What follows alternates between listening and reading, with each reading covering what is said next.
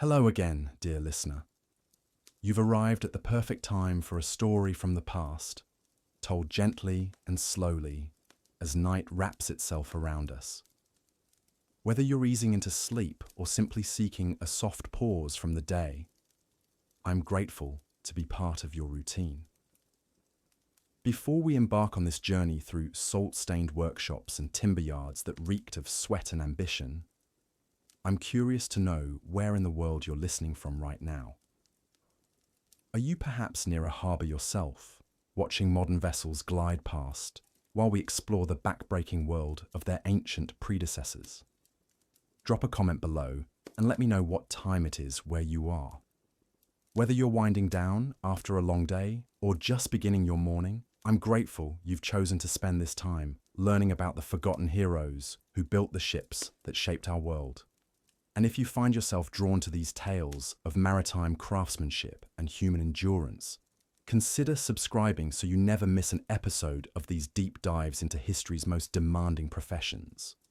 There's something profoundly humbling about understanding the sheer physical and mental toll required to master trades that our ancestors took for granted. Trades that literally kept civilizations afloat. Now settle in as we transport ourselves to an era when the construction of a single ship could consume years of a craftsman's life, when entire communities revolved around the rhythmic sounds of shipyards, and when the skills passed down from father to son represented not just a livelihood, but a sacred trust between those who built and those who would sail. The life of an ancient shipbuilder was a relentless battle against time, tide, and the unforgiving nature of wood and sea. These weren't mere carpenters or casual labourers, but master craftsmen whose expertise had been honed through decades of apprenticeship under the most demanding conditions imaginable. From the moment they could grip a tool, young boys destined for shipbuilding were thrust into a world where precision meant survival, and where the slightest miscalculation could doom an entire crew to watery graves. Consider the sheer physical demands of their daily existence. Before the sun had fully risen, these craftsmen would already be at work in shipyards that stretched along coastlines from the Mediterranean to the North Sea. Their hands, permanently stained with pitch and scarred from countless encounters with rough timber and sharp tools, would grip adzes and axes that felt like extensions of their own bodies. The weight of these implements, swung thousands of times each day, gradually sculpted their frames into powerful, asymmetrical forms where one arm grew notably larger than the other from the constant repetitive motion. The timber itself presented challenges that modern builders can scarcely imagine. Ancient shipbuilders worked primarily with green wood, freshly felled trees that still carried the moisture and weight of living timber. A single oak beam destined for a ship's keel could weigh several tons, requiring teams of men to maneuver it into position using nothing more than ropes, pulleys, and raw human strength. The physical toll of wrestling these massive timbers day after day left most shipbuilders with backs that ached constantly and joints that creaked like the very vessels they constructed. But the physical demands were only part of the story. The mental pressure faced by ancient shipbuilders was equally crushing. Unlike modern construction where blueprints and precise measurements guide every step, these craftsmen relied on knowledge passed down through generations, stored entirely in their minds and hands. They had to visualize the completed vessel while working on individual components, understanding how each piece would interact with every other element in a complex three-dimensional puzzle that could span over 100 feet in length. The responsibility weighing on their shoulders was immense. They knew that merchants would load these vessels with precious cargo worth fortunes, that families would crowd aboard seeking new lives in distant lands, and that naval commanders would stake their reputations and the fate of their nations on the seaworthiness of these wooden giants. A single weak joint, a poorly fitted plank, or an incorrectly calculated curve could result in catastrophic failure hundreds of miles from shore, condemning everyone aboard to certain death. The working conditions in ancient shipyards were nothing short of brutal. Imagine labouring under the scorching Mediterranean sun with no protection, save perhaps a wide-brimmed hat, the heat radiating off sun-baked timber, making the air shimmer like a furnace.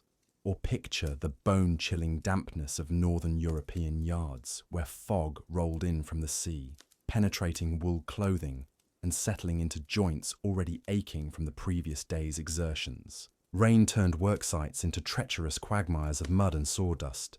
Yet the work continued regardless of weather, driven by the urgent demands of trade and warfare.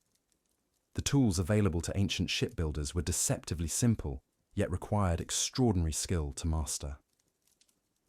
The adze, perhaps the most iconic of shipbuilding implements, demanded years of practice to wield effectively.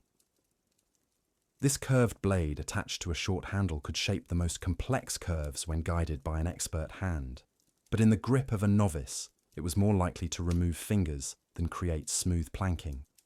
Master shipbuilders could work with an adze for hours, their movements flowing in a hypnotic rhythm that gradually revealed the hidden shape within rough timber. The saw, too, was a far cry from modern power tools. Ancient crosscut saws required two men working in perfect synchronization, one pushing while the other pulled, maintaining steady pressure and angle to achieve straight cuts through massive timbers. The physical coordination required was extraordinary, as any deviation from perfect teamwork would bind the blade or create irregular cuts that would compromise the vessel's integrity.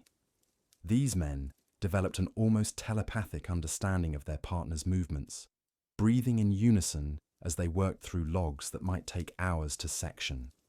Measuring and marking required skills that bordered on the mystical. Without modern instruments, shipbuilders relied on simple tools like dividers, squares, and plumb lines, combined with an intuitive understanding of proportion and geometry that took decades to develop. They could look at a curved piece of timber and know instinctively how to mark it for cutting to achieve the exact shape needed for a specific position in the hull. This spatial intelligence was perhaps their most valuable asset, impossible to teach directly and only acquired through years of observation and practice. The hierarchy within shipbuilding crews was as rigid as it was necessary. At the top stood the master builder, a craftsman whose reputation had been earned through decades of successful projects. These men commanded respect that bordered on reverence, for their decisions would determine not only the success of the current project, but the survival of future crews. Beneath them worked the journeymen, skilled craftsmen who had completed their apprenticeships but had not yet achieved the status to lead major projects. At the bottom of the ladder were the apprentices, boys and young men who endured years of menial tasks and harsh treatment in exchange for the gradual acquisition of skills that might eventually elevate them to positions of responsibility. The apprenticeship system was particularly brutal, designed to weed out all but the most dedicated and naturally gifted candidates. Young apprentices might spend their first year doing nothing but hauling water, gathering wood chips, and maintaining tools, all while observing the work of their superiors and absorbing lessons through osmosis. The physical abuse was often severe, with masters believing that harsh treatment would toughen boys for the demanding life ahead. Many apprentices suffered injuries that would mark them for life, the price of learning trades where a moment's inattention could result in serious harm. Yet for those who persevered, the rewards could be substantial. Master shipbuilders occupied positions of genuine importance in ancient societies, their skills essential for trade, exploration, and military success. They often accumulated significant wealth, owning properties and commanding fees that reflected their irreplaceable expertise. Some achieved fame that extended far beyond their local communities, their reputations spreading wherever ships carried news of exceptional vessels that had weathered storms or outpaced competitors. The social dynamics within shipyards created unique communities bound together by shared hardship and mutual dependence. These men developed bonds forged in the crucible of dangerous, demanding work relationships that often lasted entire lifetimes. They created their own traditions, rituals, and superstitions, passing down not just technical knowledge, but cultural practices that helped them cope with the psychological pressures of their profession. The seasonal nature of shipbuilding added another layer of complexity to their lives. Winter months in northern climates often brought construction to a halt, forcing craftsmen to find alternative employment or subsist on savings accumulated during productive seasons. This uncertainty created constant financial pressure, as shipbuilders could never be entirely sure when their next major project would begin or how long it might last. The evolution of shipbuilding techniques over centuries meant that craftsmen had to constantly adapt and learn new methods. Those who clung too rigidly to traditional approaches might find themselves obsolete as innovations spread through maritime communities. The most successful shipbuilders were those who could balance respect for proven methods with openness to improvements, a delicate balancing act that required both humility and confidence. The relationship between shipbuilders and their clients was often fraught with tension.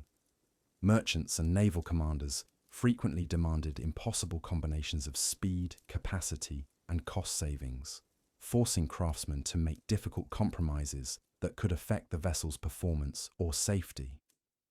The political dimensions of major shipbuilding projects added additional pressure, as delays or cost overruns could have serious consequences for both the builders and their patrons. Regional variations in shipbuilding techniques created distinct traditions that reflected local conditions and cultural preferences.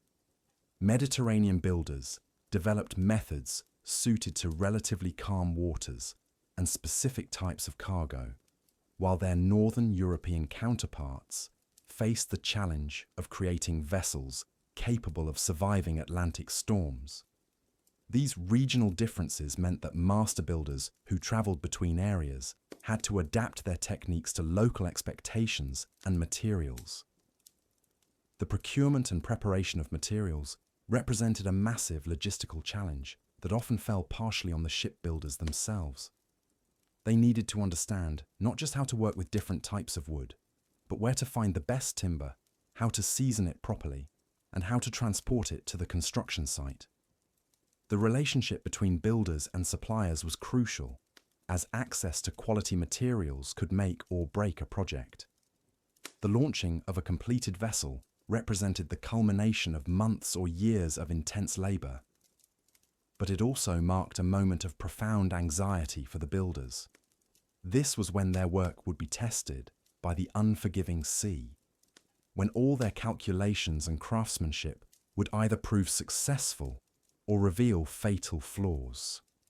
The ceremony surrounding ship launches reflected both celebration and apprehension, as communities gathered to witness the moment when human skill met natural forces.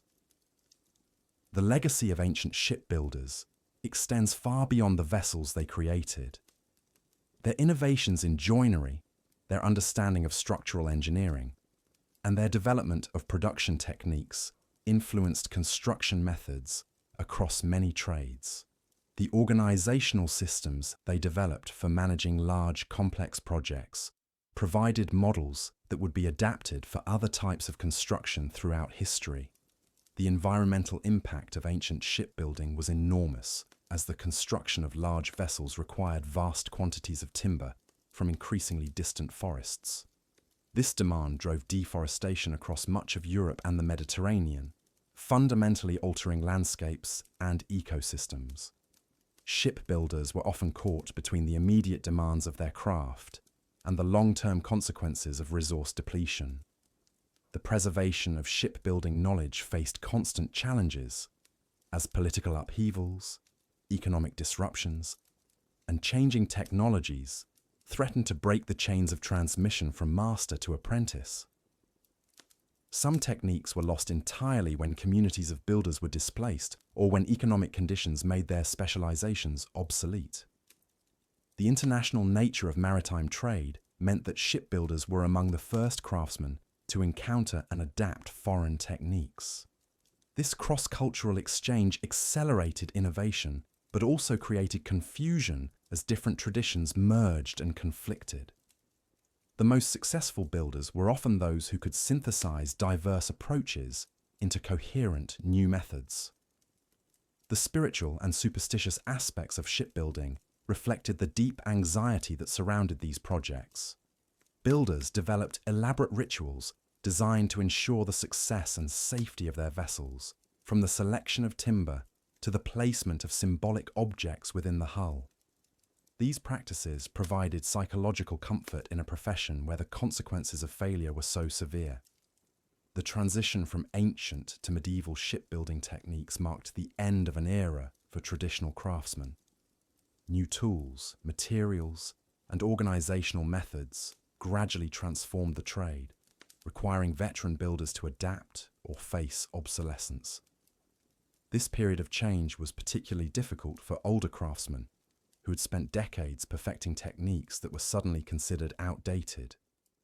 The stories of individual shipbuilders, when they survive in historical records, reveal the human drama behind these massive construction projects. Tales of innovative solutions to technical problems, of conflicts between craftsmen and their patrons, and of vessels that exceeded or disappointed expectations, provide glimpses into the daily realities of this demanding profession. The economic impact of shipbuilding extended far beyond the immediate participants, supporting entire networks of suppliers, transporters, and service providers. The prosperity of many coastal communities depended heavily on the success of local shipyards, creating symbiotic relationships that could persist for generations or collapse suddenly when major projects ended. The military applications of shipbuilding added layers of secrecy and urgency that further complicated an already demanding profession. Naval vessels required specialized knowledge and often had to be completed under tight deadlines driven by strategic necessities. The builders of warships carried additional responsibility, knowing that the fate of nations might depend on their craftsmanship. The aesthetic dimensions of ship construction reveal another aspect of the builder's expertise. While functionality was paramount, successful vessels also needed to project power, wealth, or cultural sophistication through their appearance. This required shipbuilders to master decorative techniques in addition to their structural skills, adding artistic expression to their already comprehensive repertoire. The documentation and transmission of shipbuilding knowledge evolved slowly from purely oral traditions to written records, reflecting broader changes in literacy and information management. The earliest technical manuals represented revolutionary attempts to codify knowledge that had previously existed only in the minds and hands of master craftsmen. The gender dynamics of ancient shipbuilding were complex, with women generally excluded from the primary construction work, but often playing crucial supporting roles in the broader industry. Understanding these relationships provides insight into the social structures that surrounded and supported this male-dominated craft. The geographic spread of shipbuilding techniques reveals patterns of cultural exchange and technological diffusion that illuminate broader historical processes. The movement of craftsmen between regions, driven by economic opportunities or political disruptions, served as a crucial mechanism for the spread of innovation. The psychological toll of shipbuilding work extended beyond the physical demands to include the constant pressure of responsibility and the trauma of witnessing failures. The mental health of craftsmen who had devoted their lives to this demanding profession was often precarious, particularly in later years when physical capabilities declined, but financial needs remained pressing. The relationship between shipbuilding and other crafts created networks of interdependence that shaped entire regional economies. Rope makers, sail makers, blacksmiths, and other specialists all depended on the success of shipbuilding projects, creating complex webs of economic relationship that could amplify both prosperity and hardship. The seasonal rhythms of shipbuilding work created unique lifestyle patterns that distinguished these craftsmen from other trades. The intensity of work during construction seasons, followed by periods of relative inactivity, required different approaches to financial planning, family life, and personal development. The technological limitations of ancient tools and techniques meant that shipbuilders had to develop extraordinary sensitivity to the properties of their materials. They learned to read the grain of wood, to understand how different species would behave under stress, and to predict how their constructions would age and change over time. The competitive dynamics between different shipbuilding communities drove innovation, but also created tensions that could escalate into serious conflicts. The theft of trade secrets, the poaching of skilled craftsmen, and disputes over contracts all reflected the high stakes involved in this crucial industry. The role of shipbuilding in exploration and discovery gave these craftsmen indirect influence over some of history's most significant developments. The apprenticeship system served as the backbone of shipbuilding knowledge in ancient times, yet it demanded extraordinary sacrifices from those who dared enter its ranks. Young boys, often no older than 7 or 8, were torn from their families and thrust into a world where their survival depended entirely on their ability to endure punishment and absorb lessons through pain and repetition. These apprentices faced a brutal initiation that would break many modern souls. Dawn brought no gentle awakening, but rather the sharp crack of a master's rod against sleeping forms. Before the sun had fully risen, these children found themselves hauling massive timbers across shipyard grounds, their small hands already beginning to blister and crack from the rough wood and coarse ropes. The master shipwrights showed no mercy to these young charges. A mistake in measuring could result in a severe beating. Dropping a valuable tool might mean going without food for an entire day. The philosophy was simple, yet merciless. Pain would teach what words could not, and only through suffering would these boys develop the instincts necessary to survive in such a dangerous profession. Consider the daily routine that these apprentices endured. Before dawn, they would rise to prepare the workshop, lighting fires, organizing tools, and hauling water from distant wells. Their breakfast, if they received one at all, consisted of stale bread and perhaps a thin gruel. Then began the real work, learning to shape wood through observation and mimicry, their young bodies straining against materials that seemed impossibly heavy and unwieldy. The master craftsman believed that the hands must learn before the mind could understand. Apprentices spent countless hours simply feeling different types of wood, learning to identify the subtle variations in grain and texture that would determine a timber's suitability for different parts of a vessel. Cedar for planking, oak for frames, pine for masts. Each wood demanded different techniques, different tools, different approaches. But the physical demands were only part of the ordeal. These young apprentices also faced psychological challenges that would test their very sanity. The isolation from family, the constant criticism from masters who seemed impossible to please, and the overwhelming responsibility of learning skills that could mean the difference between life and death for future sailors, all weighed heavily on their developing minds. Many apprentices never completed their training. Some fled in the night, unable to bear another day of punishment and exhaustion.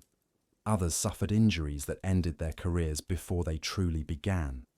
Crushed fingers, broken bones, or worse. The shipyards were littered with the dreams of boys who simply could not endure the relentless demands of their chosen craft. Yet for those who persevered, who somehow found the strength to continue despite every instinct screaming at them to run, a transformation gradually occurred. Their hands, once soft and clumsy, became tools of precision and power. Their eyes learned to see imperfections invisible to the untrained observer. Their bodies, hardened by years of punishment, could work from dawn to dusk without faltering. The relationship between master and apprentice was complex and often contradictory. While masters were quick to punish mistakes, they also understood that each apprentice represented the future of their craft. A master's reputation depended partly on the quality of the craftsman he produced. This created a strange dynamic where brutal treatment existed alongside genuine concern for the apprentice's development. The social isolation experienced by these young apprentices cannot be understated. Removed from their families at such tender ages, they formed intense bonds with their fellow apprentices that often lasted their entire lives. These relationships became their new family, their source of emotional support in a world that seemed designed to crush their spirits. The learning process itself was shrouded in mystery and tradition. Masters guarded their secrets jealously, revealing techniques only when they deemed an apprentice ready. This created an atmosphere of constant uncertainty, where apprentices never knew when they might be trusted with more advanced knowledge or when they might face another test of their worthiness. The tools of the trade became extensions of the apprentices' bodies through years of repetitive use. Each adze, each saw, each measuring device had its own personality and required its own approach. Learning to work with these tools was like learning a complex language where every gesture had meaning and every mistake carried consequences. The progression from apprentice to journeyman was marked by increasingly difficult challenges. Masters would assign tasks that seemed impossible, watching carefully to see how their charges responded to pressure and failure. The ability to remain calm under stress, to find creative solutions to seemingly insurmountable problems, and to maintain quality standards even when exhausted became the true measures of an apprentice's potential. The knowledge transmitted through this system went far beyond simple woodworking techniques. Apprentices learned to read the weather, to understand the behavior of different woods under stress, to calculate loads and stresses, and to work as part of a team where every member's life might depend on the other's competence. This apprenticeship system, brutal as it was, created craftsmen whose skills were legendary throughout the ancient world. Their ships could withstand storms that would destroy lesser vessels. Their joints held firm under stresses that would tear apart inferior construction. And their understanding of their craft reached levels that bordered on the mystical. The psychological toll of this training system extended far beyond the apprenticeship years. Many master craftsmen bore the emotional scars of their early training throughout their lives, perpetuating cycles of harsh treatment that they themselves had endured. The forest was alive with the sound of axes biting into timber as the dawn mist clung to the ancient oaks.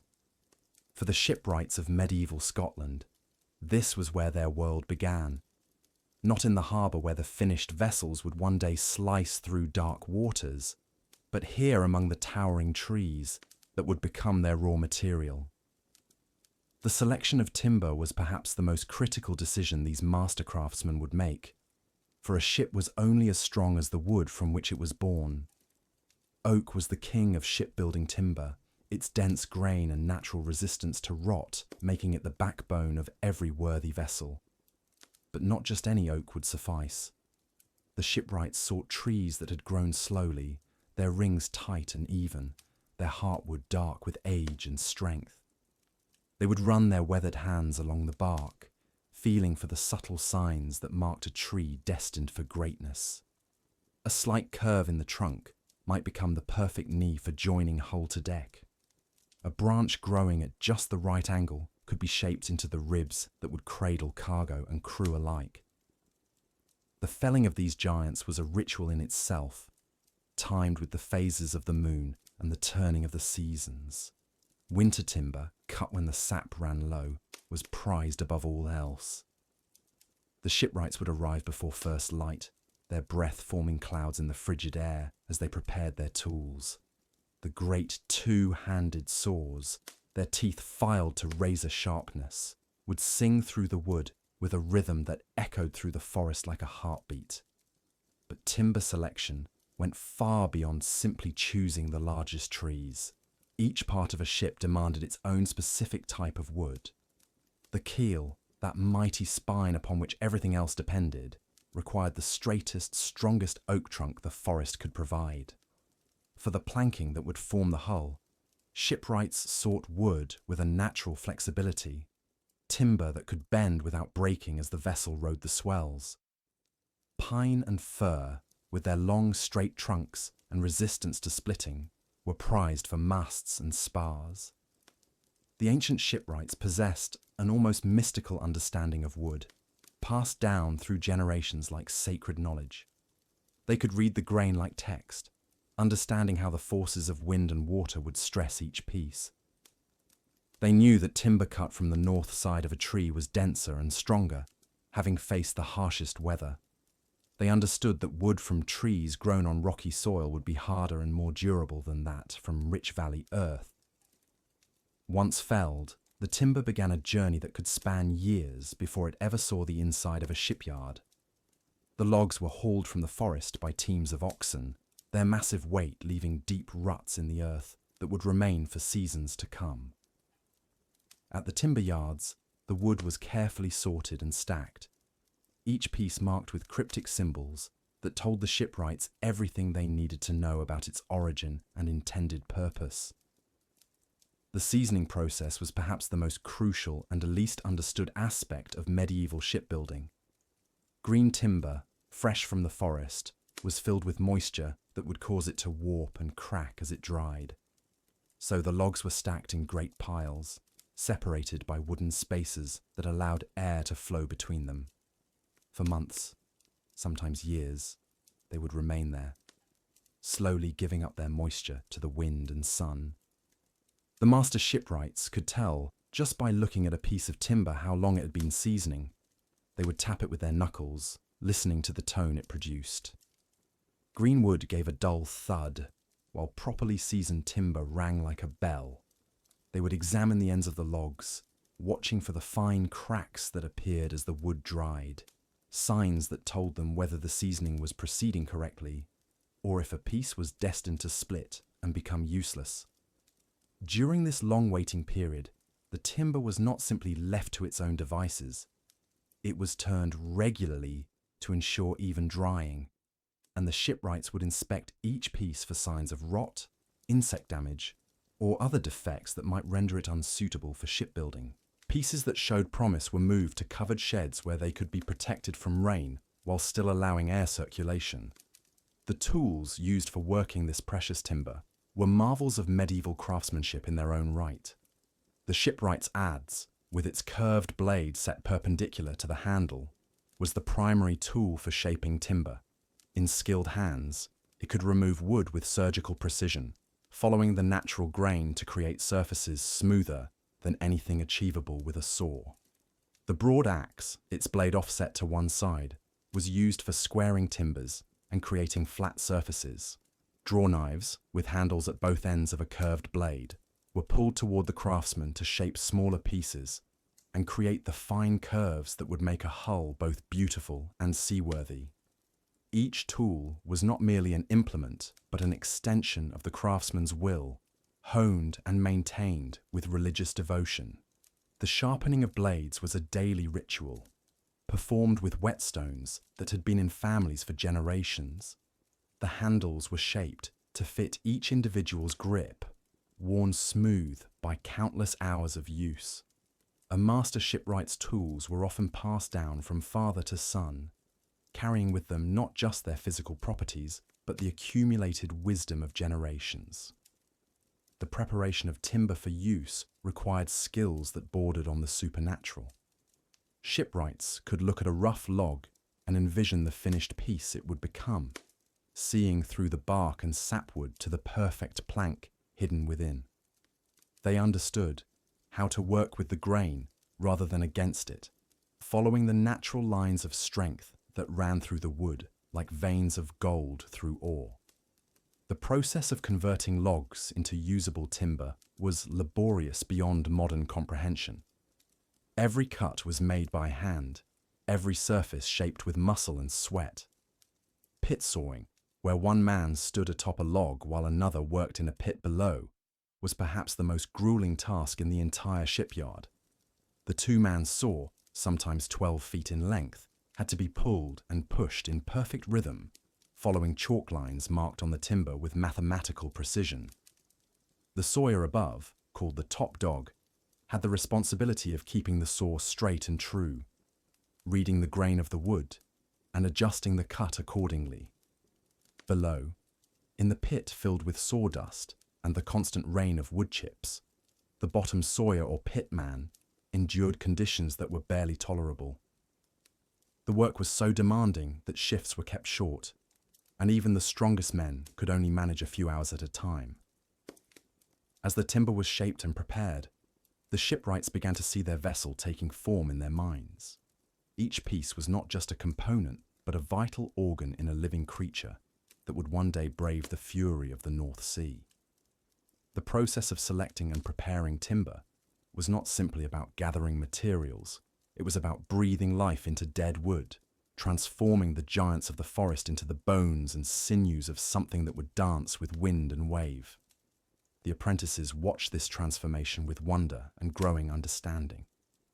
They learned that a ship was not built, but rather revealed, carved from the timber, like a sculptor reveals the statue hidden within the marble. They began to understand that their craft was not about imposing their will upon the wood, but about discovering what each piece wanted to become and helping it achieve that destiny. The relationship between shipwright and timber was intimate and profound. These craftsmen spent their lives surrounded by wood in all its forms, from the living trees in the forest to the finished planks of a completed hull. They could tell the species of a tree by the sound it made when struck, identify its origin by the pattern of its grain, and predict its behavior under stress by the way it felt beneath their hands. This deep connection with their material was born of necessity as much as tradition. In an age before scientific testing and engineering calculations, the shipwright's intuitive understanding of wood was often the only thing standing between a successful voyage and catastrophic failure. They carried within their minds a vast library of knowledge about how different timbers would behave in different situations, wisdom accumulated through generations of trial and error, success and tragedy. The preparation of specialized pieces required even greater skill and understanding. The great knees that would connect the ribs to the deck beams had to be cut from the natural joints where trunk met branch, preserving the unbroken grain that gave them their strength. Finding timber with the right curves and angles was like searching for treasure, and when such pieces were discovered, they were guarded jealously and saved for the most critical applications. The stem and stern posts, those mighty timbers that would form the bow and stern of the vessel, demanded trees of extraordinary size and quality. These pieces would bear enormous stresses as the ship worked in heavy seas, and any weakness could prove catastrophic. The selection of these critical components might take months, as the shipwrights searched through their carefully hoarded stock for pieces worthy of such important roles. As winter gave way to spring, and the timber continued its slow transformation, from forest giant to ship component, the shipyard began to take on the organized chaos that marked the beginning of a new vessel. The timber, now properly seasoned and sorted, was arranged according to the master's plan, each piece waiting for its moment to join the growing structure. The apprentices, who had spent months learning to read wood and understand its properties, now began the next phase of their education. They would learn to shape these carefully selected timbers, to join them with precision and artistry, and to see in their work not just a collection of wooden pieces, but the beginnings of something magnificent, a vessel that would carry the hopes and dreams of those who sailed in her across the treacherous waters of the medieval world. The ancient knowledge of timber selection and preparation was more than just technical skill. It was a form of communion with the natural world that has been largely lost to our modern age. These medieval craftsmen understood that they were not masters of their material, but partners with it, working together to create something greater than either could achieve alone. In their hands, the trees of the Scottish forests were transformed from mere timber into the very essence of maritime adventure, ready to face whatever challenges the sea might offer. The process of transforming these carefully selected and prepared timbers into the framework of a ship was about to begin, and with it, the next chapter in the epic story of medieval shipbuilding. But that transformation would require not just skill and knowledge, but a level of precision and artistry that would test every aspect of the shipwright's craft. The grinding labour of ancient shipbuilding never ceased, even as the last planks were fitted to the hull and the final iron fastenings hammered into place. For the master craftsmen and their weathered apprentices, the completion of one vessel merely signalled the beginning of another endless cycle of toil. But perhaps no aspect of their craft demanded more specialised knowledge and back-breaking effort than the creation of the ship's rigging and the intricate network of ropes, pulleys, and sails that would harness the wind's power. The rope makers who served the shipyards occupied a unique position in the maritime hierarchy. These skilled artisans possessed knowledge passed down through generations, understanding how to twist and weave fibres into cordage strong enough to withstand the tremendous forces of wind and wave. Their workshops, long narrow buildings, stretching hundreds of feet in length, echoed with the rhythmic creaking of rope walks, where hemp fibres were spun into the lifelines of seafaring vessels. Hemp cultivation itself represented another layer of the shipbuilding enterprise, requiring vast fields and careful tending to produce the raw material for rigging.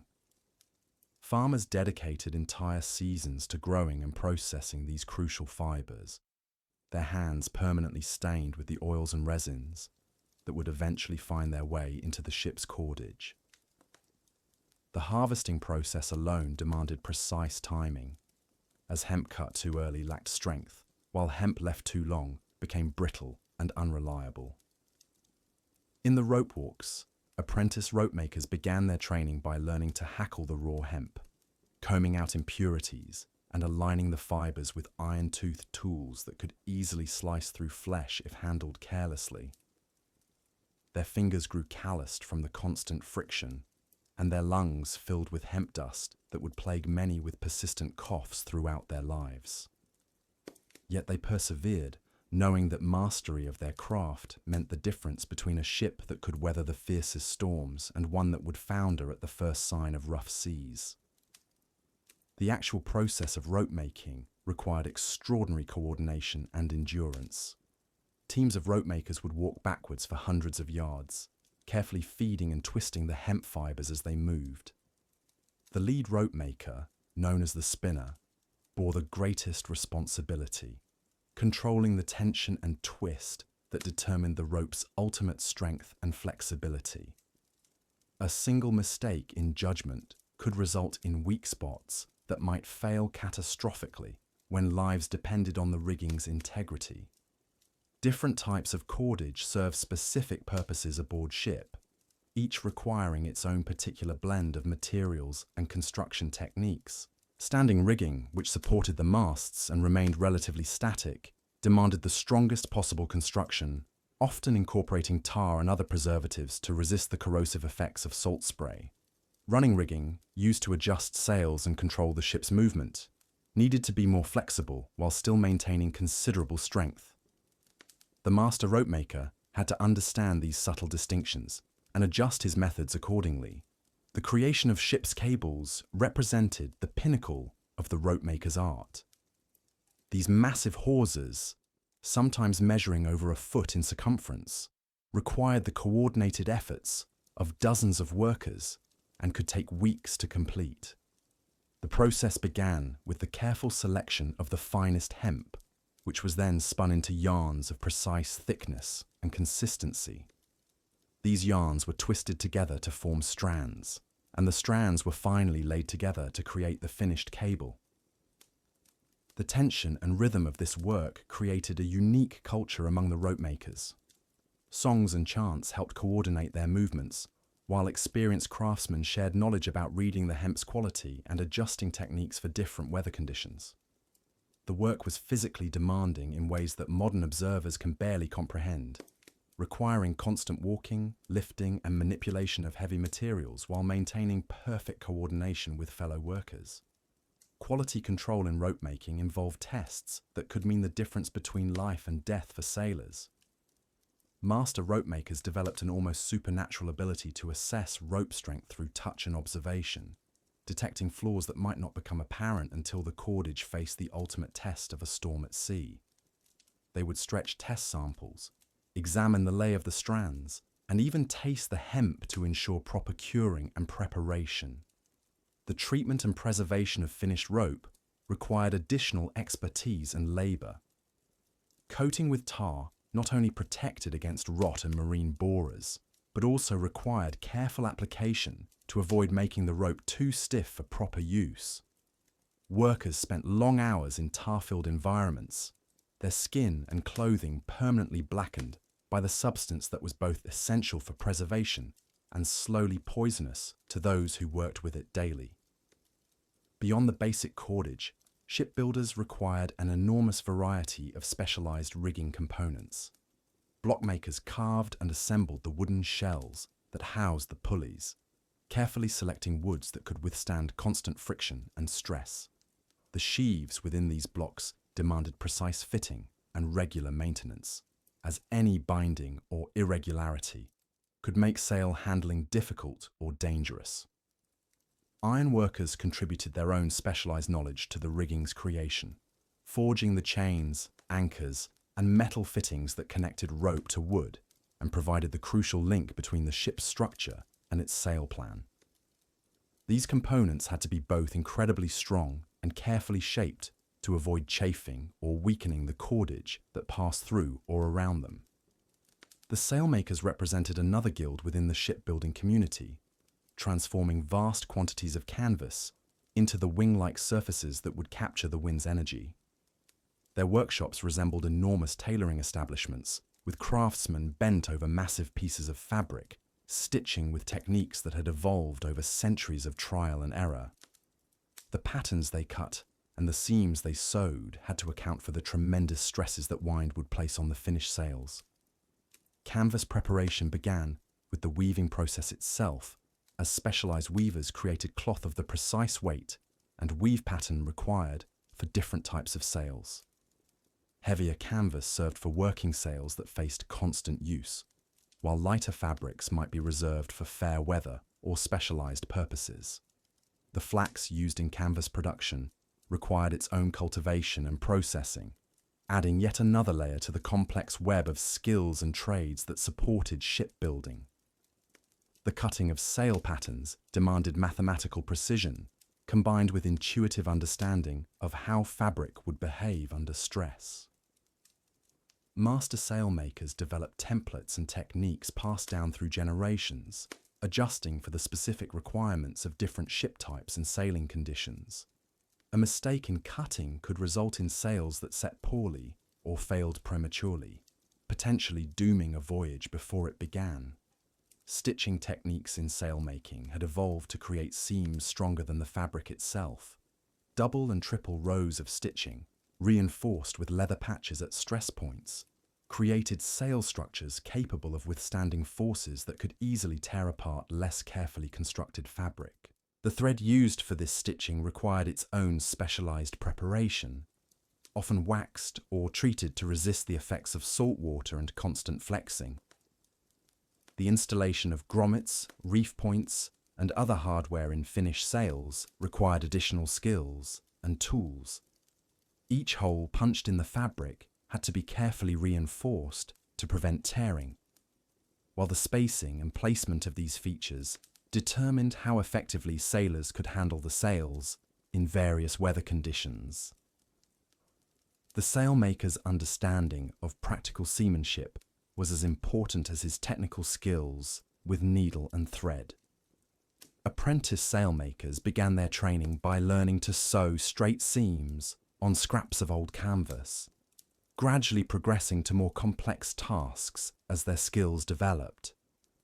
The physical demands of the work were considerable, as sailmakers spent long hours bent over their work in positions that strained backs and necks. The constant manipulation of heavy, stiff canvas left their hands raw and their fingers permanently curved from gripping needles and thread. The coordination between rope makers, sailmakers, and shipwrights required careful planning and communication. Rigging plans had to be developed that matched the sail plan to the ship's structure and the available cordage. Changes in one element might necessitate adjustments throughout the entire system, requiring craftsmen to adapt their work to accommodate the needs of other trades. Seasonal considerations affected every aspect of rigging preparation. Hemp harvested at different times of year possessed varying qualities, while weather conditions during rope making could dramatically affect the final product. Sailmakers had to account for how canvas might shrink or stretch with changes in humidity, while the installation of rigging aboard ship had to be timed to avoid damage from winter weather. The testing and adjustment of completed rigging represented a crucial phase in the shipbuilding process. Master riggers would carefully examine every line and fitting, adjusting tension and alignment to ensure optimal performance. This process often revealed weaknesses or design flaws that required immediate correction, adding time and expense to projects already stretched by the enormous complexity of the work. The economic impact of rigging work extended far beyond the immediate costs of materials and labour. A ship's rigging represented a significant portion of its total value, and the quality of this work directly affected the vessel's earning potential throughout its service life. Merchants and ship owners understood that investing in superior rigging could mean the difference between profitable voyages and costly repairs or losses at sea. The social structure within rigging trades reflected the broader hierarchies of medieval and early modern society. Master craftsmen jealously guarded their most valuable techniques, passing knowledge to apprentices only after years of faithful service. Guild regulations controlled who could practice these trades and under what circumstances, creating closed communities of skilled workers who maintained their privileged positions through careful control of training and knowledge transfer. The physical toll of rigging work was enormous and cumulative. Rope makers developed characteristic walking gaits from years of backwards movement during rope laying. Sailmakers suffered from eye strain and repetitive motion injuries. The constant exposure to hemp dust, tar, and other materials used in preservation created health problems that shortened lives and reduced the quality of those years. Yet these craftsmen persevered, driven by necessity and the knowledge that their skills were essential to their community's survival and prosperity. The relationship between rigging craftsmen and the broader shipbuilding community was complex and sometimes strained. Delays in rope or sail production could hold up entire shipbuilding projects, creating tension between trades. Competition for the finest materials could lead to conflicts, while the interdependence of different crafts required constant negotiation and compromise. The preservation and storage of rigging materials presented ongoing challenges for shipbuilders. Hemp deteriorated rapidly if not properly stored, while finished rope required careful coiling and protection from moisture and pests. Sails needed regular airing and maintenance to prevent rot and mildew. The investment in proper storage facilities and handling procedures was substantial but absolutely necessary to prevent costly losses. The knowledge required for successful rigging work extended far beyond the mechanical skills of rope making and sail making. Craftsmen had to understand the principles of ship design and naval architecture, the demands of different types of voyages, and the capabilities and limitations of various materials. This broad knowledge base was accumulated over decades of experience and passed down through generations of practitioners. The innovation and improvement of rigging techniques occurred slowly but steadily throughout the age of sail. Craftsmen experimented with new materials, adjusted traditional methods, and developed specialized tools that improved efficiency and quality. These innovations often emerged from the practical experience of dealing with specific problems or challenges rather than from theoretical considerations. The training of apprentices in rigging trades required enormous patience and commitment from master craftsmen. The complexity of the work meant that achieving competency took many years, during which apprentices provided mostly unskilled labor, while slowly absorbing the knowledge and techniques that would eventually make them valuable craftsmen. The investment in training was substantial, but necessary to maintain the supply of skilled workers required by the shipbuilding industry.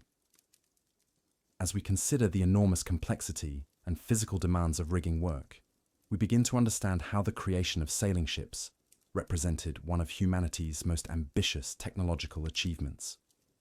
The coordination of multiple specialized trades, the accumulation and transfer of technical knowledge, and the sheer physical effort required to transform raw materials into functional sailing systems demanded organizational capabilities and human endurance that seem almost impossible by modern standards. The daily existence of a shipwright in the ancient world was a harsh symphony of sweat, splinters, and unforgiving wood. Picture, if you will, Magnus the shipwright, his weathered hands wrapped around a massive adze as the first light of dawn crept over the harbour. The year was 312 AD, and the scent of pine resin and salt spray filled his nostrils as he began another day that would test every muscle in his body. Magnus had been apprenticed to this trade at the tender age of 7 when his father, a fisherman whose boat had been destroyed in a storm, sold him to Master Theron for 3 silver coins and the promise of a roof over the boy's head. Those early years were nothing short of brutal. His small hands, still soft from childhood, were soon torn and bleeding from handling rough-hewn timber. The other apprentices, desperate to avoid the master's wrath themselves, showed him no mercy, often stealing his meagre rations of barley porridge and forcing him to work longer hours to complete tasks they had deliberately sabotaged. The shipyard itself was a maze of organized chaos. Enormous logs of cedar, oak, and pine lay scattered like the bones of giants, each one requiring careful inspection for the grain patterns that would determine its ultimate use in the vessel. The master shipwrights, their eyes trained by decades of experience, could read wood like philosophers read scrolls, understanding which pieces would bend without breaking, which would hold firm against the relentless pounding of waves, and which were destined to crack under pressure. Every morning before the sun painted the eastern sky, Magnus would join the other workers in the ritual of tool preparation. Their adzes, the curved cutting tools that were extensions of their very souls, required constant sharpening on great whetstones worn smooth by generations of use. The rhythmic scraping of metal on stone created an almost hypnotic cadence that seemed to sync with the heartbeat of the harbour itself. A dull tool was not merely inefficient, it was dangerous, capable of slipping and severing tendons or worse. The hierarchy within the shipyard was as rigid as the social order of the empire itself. At the apex stood the master shipwright, usually a man who had inherited both his position and his jealously guarded secrets from his father. These masters controlled not just the technical aspects of construction, but the very knowledge that made their craft possible. They knew which woods came from which regions, understanding that oak from the northern forests possessed different qualities than oak from southern groves.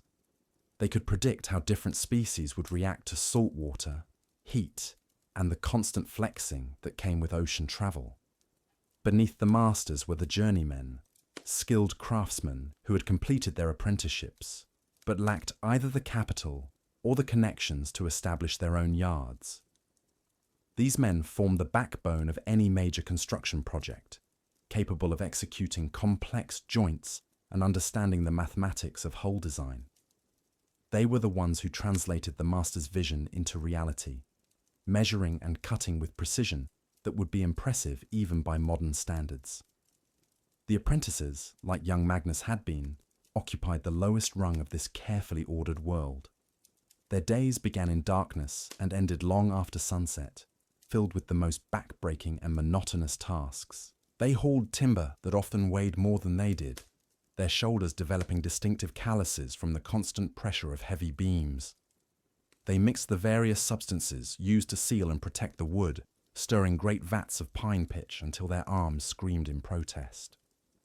The smell of these materials permeated their clothes, their hair, their very skin, marking them as surely as any brand.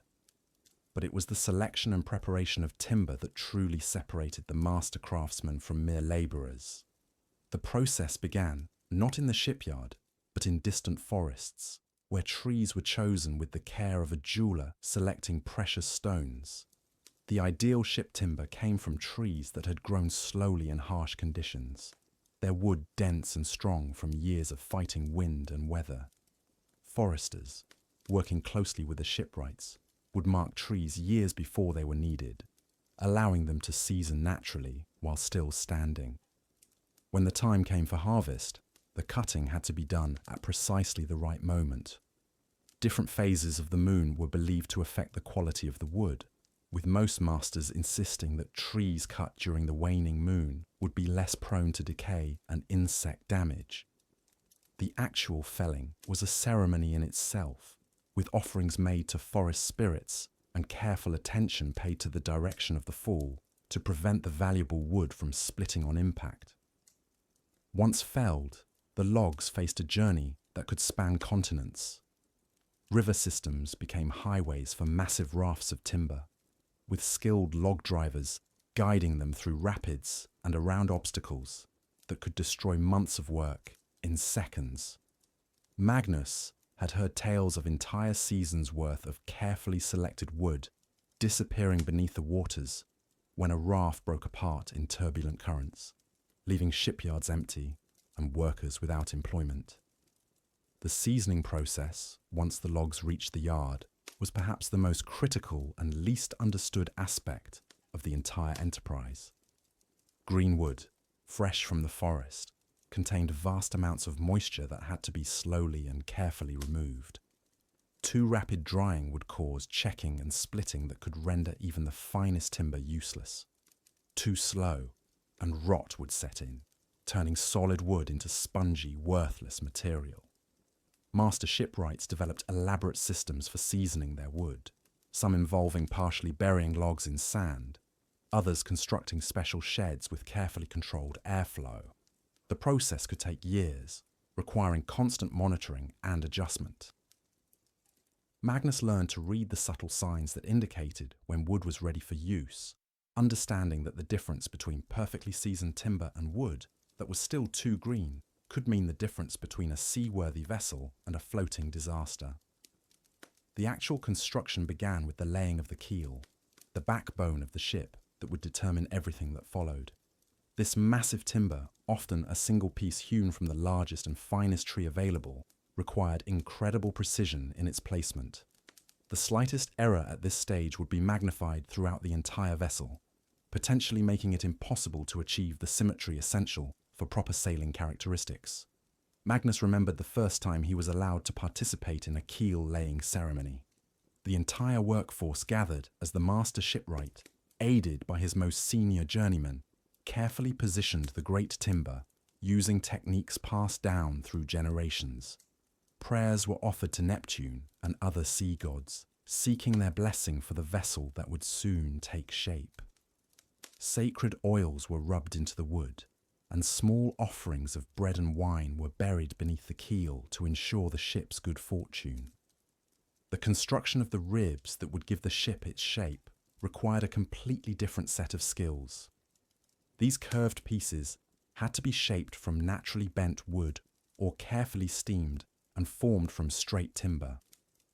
The steaming process was particularly dangerous work, involving great cauldrons of boiling water and wood that could spring back with lethal force if not properly secured during the bending process.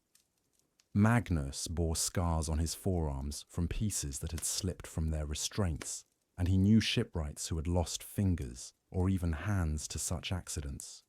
Each rib had to be individually fitted to the keel, a process that required not just technical skill, but an almost artistic understanding of the ship's intended lines.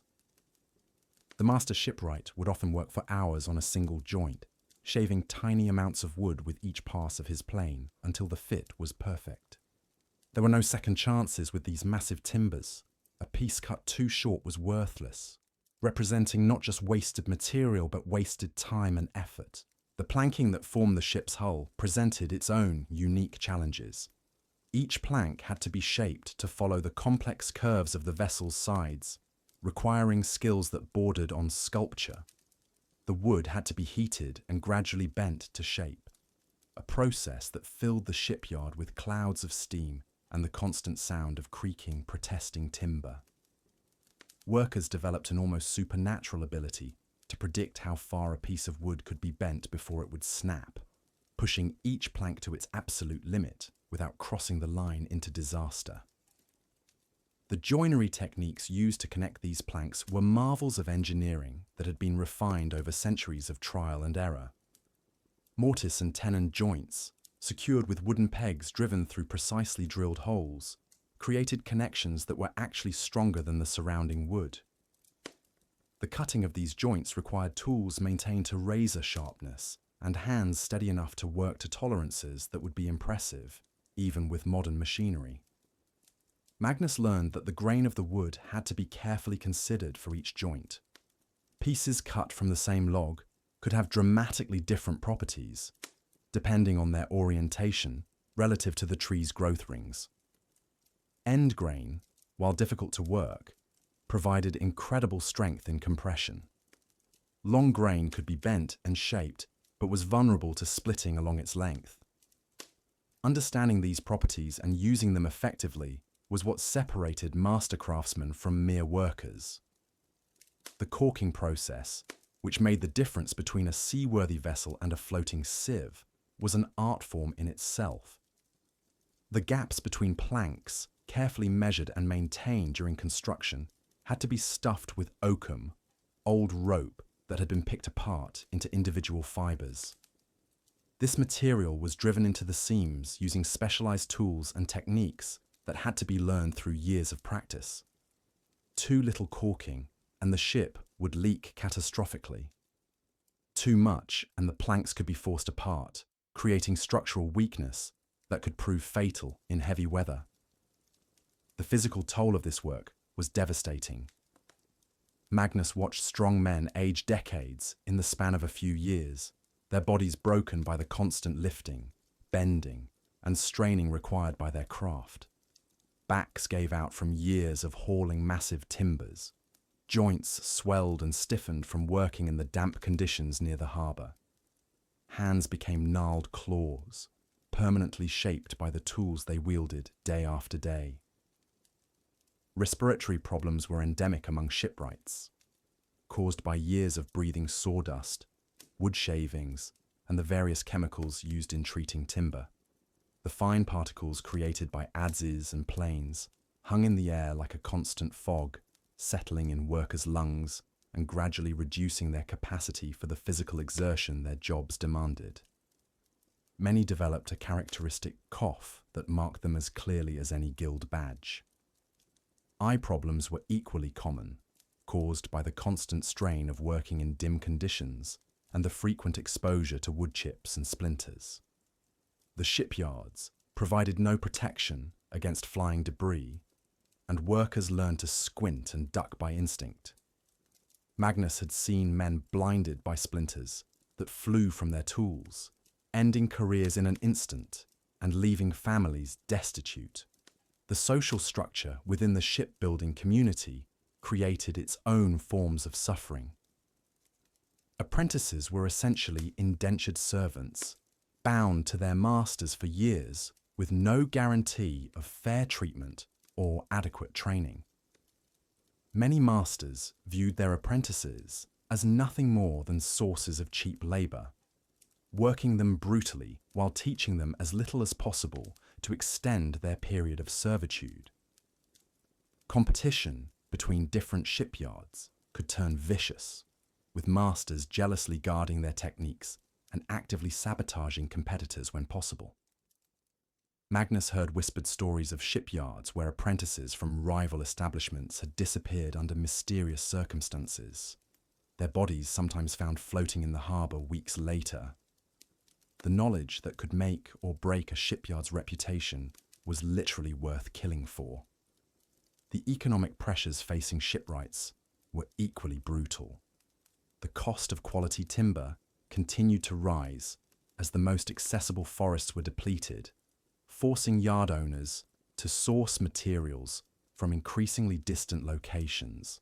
Transportation costs ate into already thin profit margins, and many smaller operations were forced to use inferior wood or compromise on construction techniques to remain competitive.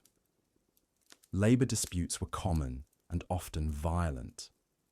Workers who attempted to organize for better conditions or higher wages found themselves blacklisted from the industry. Their names circulated among yard owners to ensure they could never find employment in their chosen trade. Strikes were met with immediate replacement by desperate workers willing to accept even worse conditions, creating a cycle of degradation that seemed impossible to break. The seasonal nature of the work created additional hardships.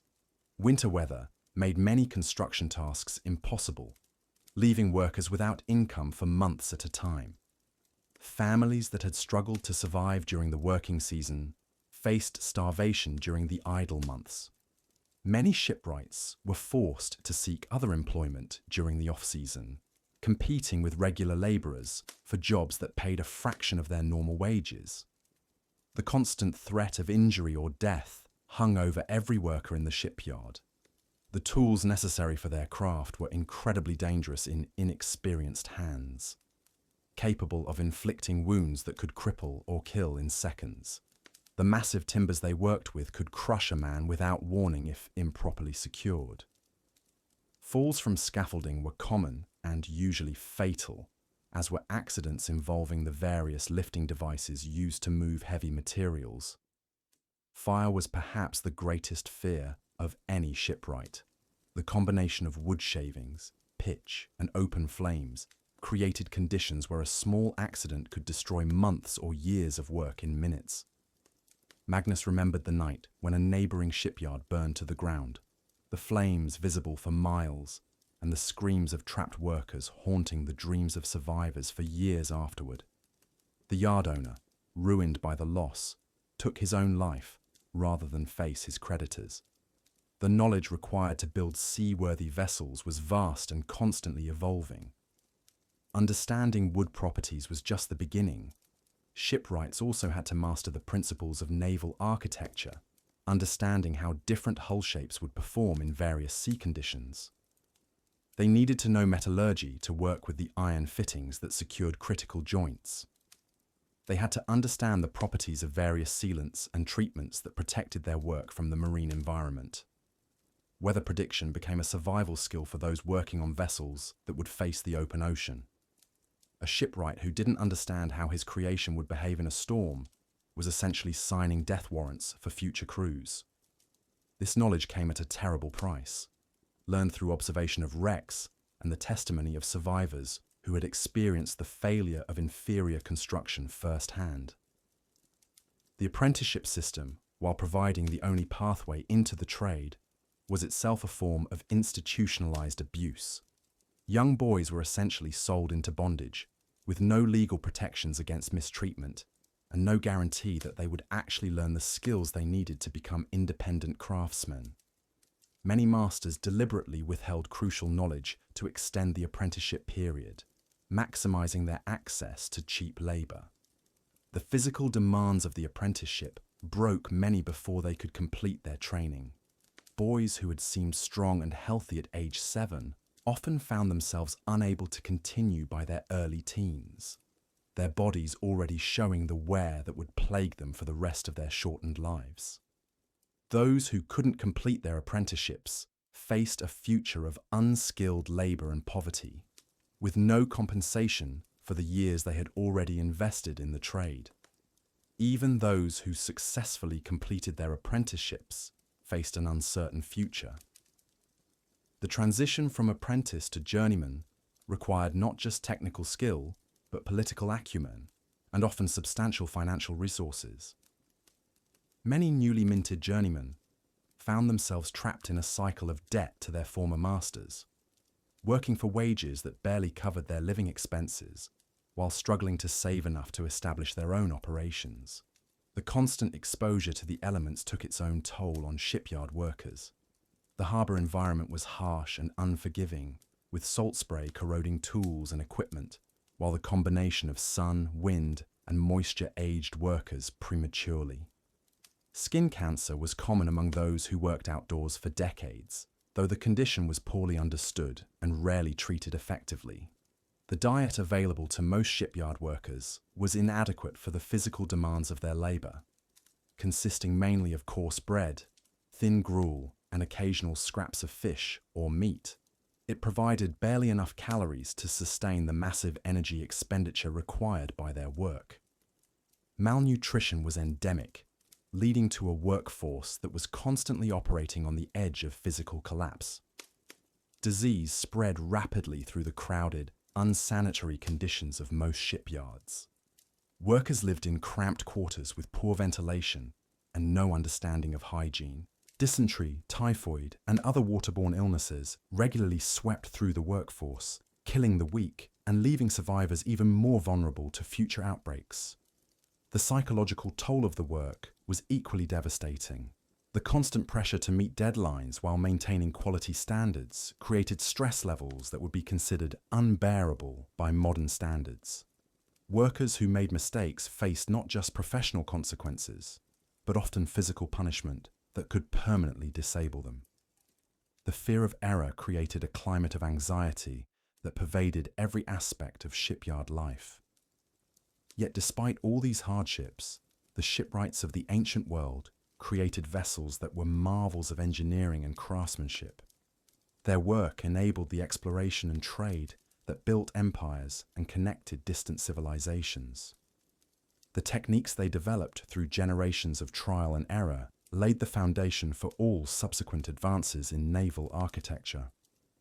Magnus, now an old man with hands twisted by arthritis and lungs scarred by decades of breathing sawdust, could look back on a career that had cost him his health, but had given him the satisfaction of creating vessels that had carried explorers to distant shores and merchants to profitable markets.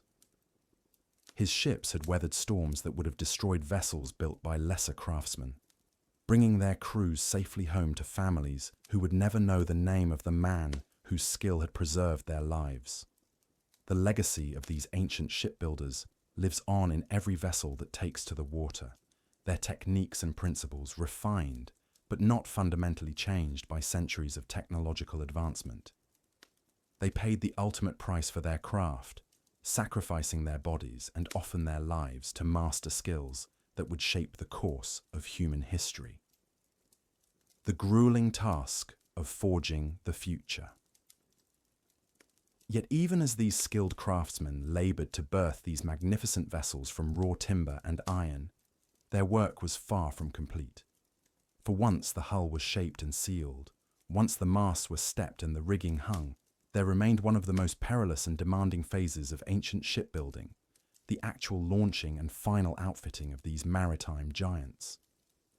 Picture, if you will, the scene at a bustling shipyard as dawn breaks over the harbour.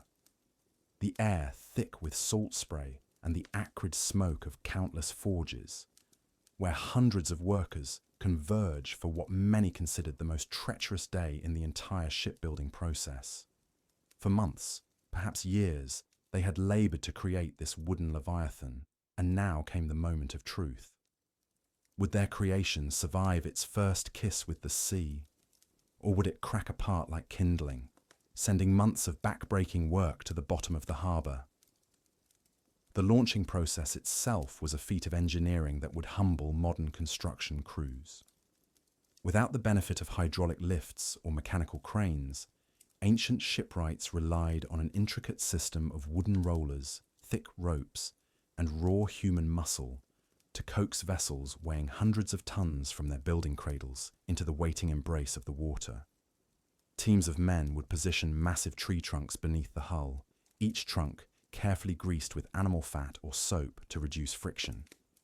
The ship would then be slowly, painstakingly rolled toward the water's edge, with dozens of workers manning thick hemp ropes to control the descent. But this was no gentle process.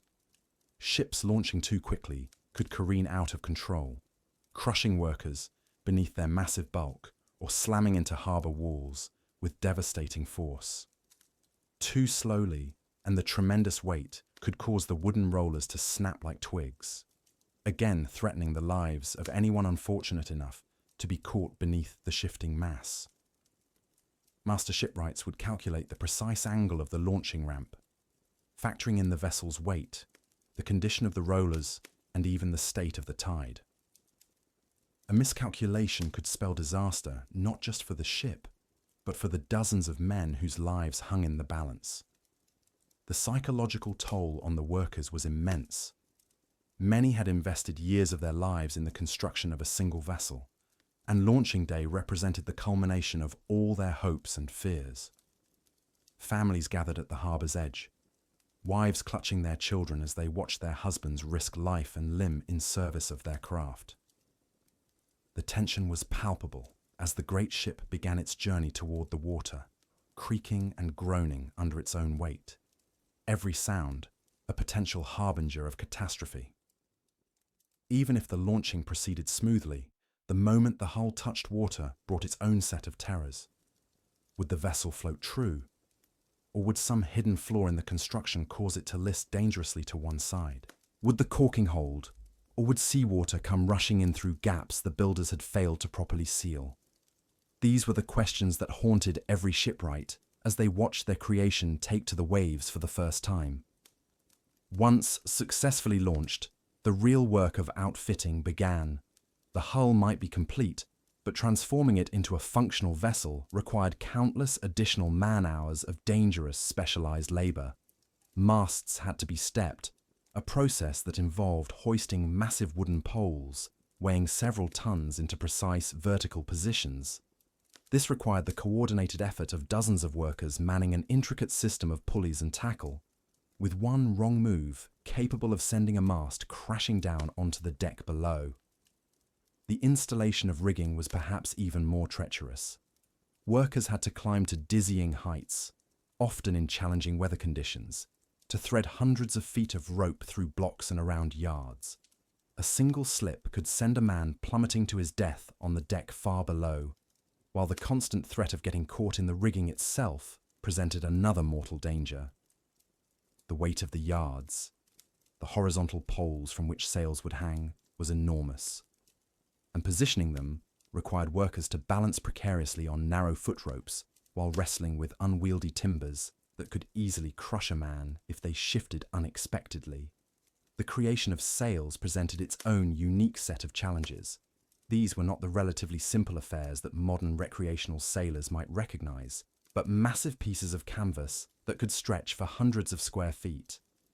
The canvas itself had to be woven by hand, a process that took skilled workers weeks or even months to complete for a single large sail.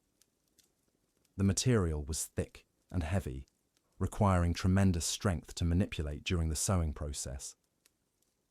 Workers would gather in large groups to spread the canvas across the floor of massive lofts, crawling across the surface on hands and knees as they stitched the individual panels together with thick thread.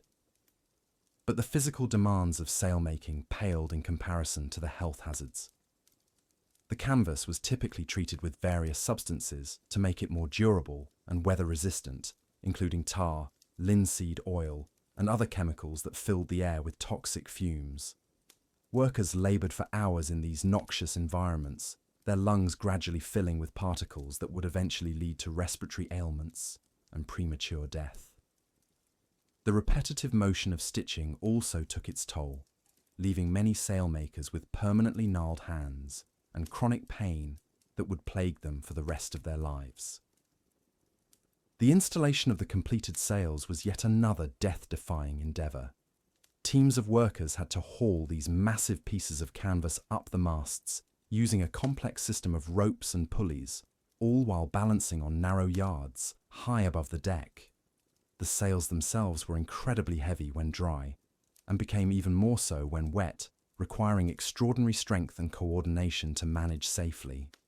A sudden gust of wind could turn a sail into an uncontrollable force, capable of sweeping workers from their perches or entangling them in the rigging with fatal consequences. Even the seemingly simple task of installing the ship's hardware, The countless bolts, cleats, and fittings that would hold everything together required specialized skills and presented constant dangers. Iron fittings had to be heated in forges and shaped while red hot, a process that left many workers with severe burns and scarred hands. The installation itself often required workers to lean over the sides of the vessel or work in cramped spaces below deck, where a single mistake could result in serious injury. The creation of the ship's armament for those vessels intended for warfare added another layer of complexity and danger to the shipbuilding process. Cannons had to be cast, a process that involved pouring molten metal into molds at temperatures that could instantly kill anyone who came too close. The finished guns, weighing several tons each, then had to be transported to the shipyard and somehow maneuvered into position on the vessel's gun decks. This required elaborate systems of ramps, pulleys, and human labor, with the constant risk of a cannon breaking free from its restraints and crushing anyone in its path. The working conditions throughout this entire process were nothing short of appalling by modern standards. Shipyards were chaotic, noisy places where the sound of hammering, sawing, and shouting created a constant din that could permanently damage workers' hearing. The air was thick with sawdust, metal filings, and smoke from the forges, creating respiratory hazards that workers had no choice but to endure. Safety equipment was virtually non-existent. No hard hats, no safety harnesses, no protective eyewear. Workers relied solely on their own skill and vigilance to avoid injury or death. The social hierarchy within the shipyard created additional pressures and dangers for the workers. Master craftsmen, jealous of their status and protective of their trade secrets, often drove their apprentices mercilessly, demanding perfection under impossible conditions. Mistakes were met not with understanding or additional training, but with physical punishment and public humiliation. The pressure to work quickly, particularly when naval contracts carried tight deadlines, led to corner-cutting and risk-taking that inevitably resulted in accidents and injuries. Weather added yet another variable to an already dangerous equation. Shipbuilding was largely an outdoor occupation, and work continued regardless of conditions. Rain made wooden surfaces slippery and dangerous, while strong winds could turn routine tasks into life-threatening ordeals. Winter brought its own special miseries, as workers struggled to maintain their grip on tools with numb, frost-bitten fingers, and the risk of hypothermia loomed for anyone who fell into the frigid harbour waters. The economic pressures faced by shipbuilding workers compounded all of these physical dangers. Most were paid by the piece or by the day, meaning that taking time off for illness or injury meant going without income.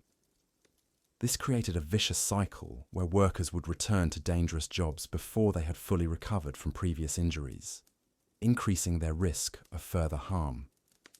The seasonal nature of much shipbuilding work also meant that workers had to take whatever jobs were available, regardless of the risks involved.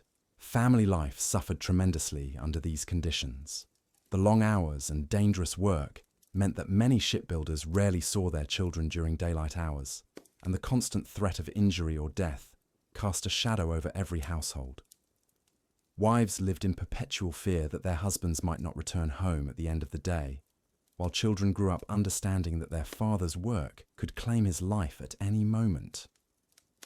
Despite these overwhelming challenges, the ancient shipbuilding industry somehow managed to produce vessels of extraordinary quality and durability.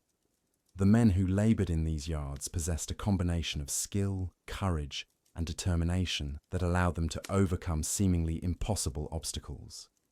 They developed techniques and traditions that would be passed down through generations, creating a body of knowledge that formed the foundation of maritime technology for centuries to come.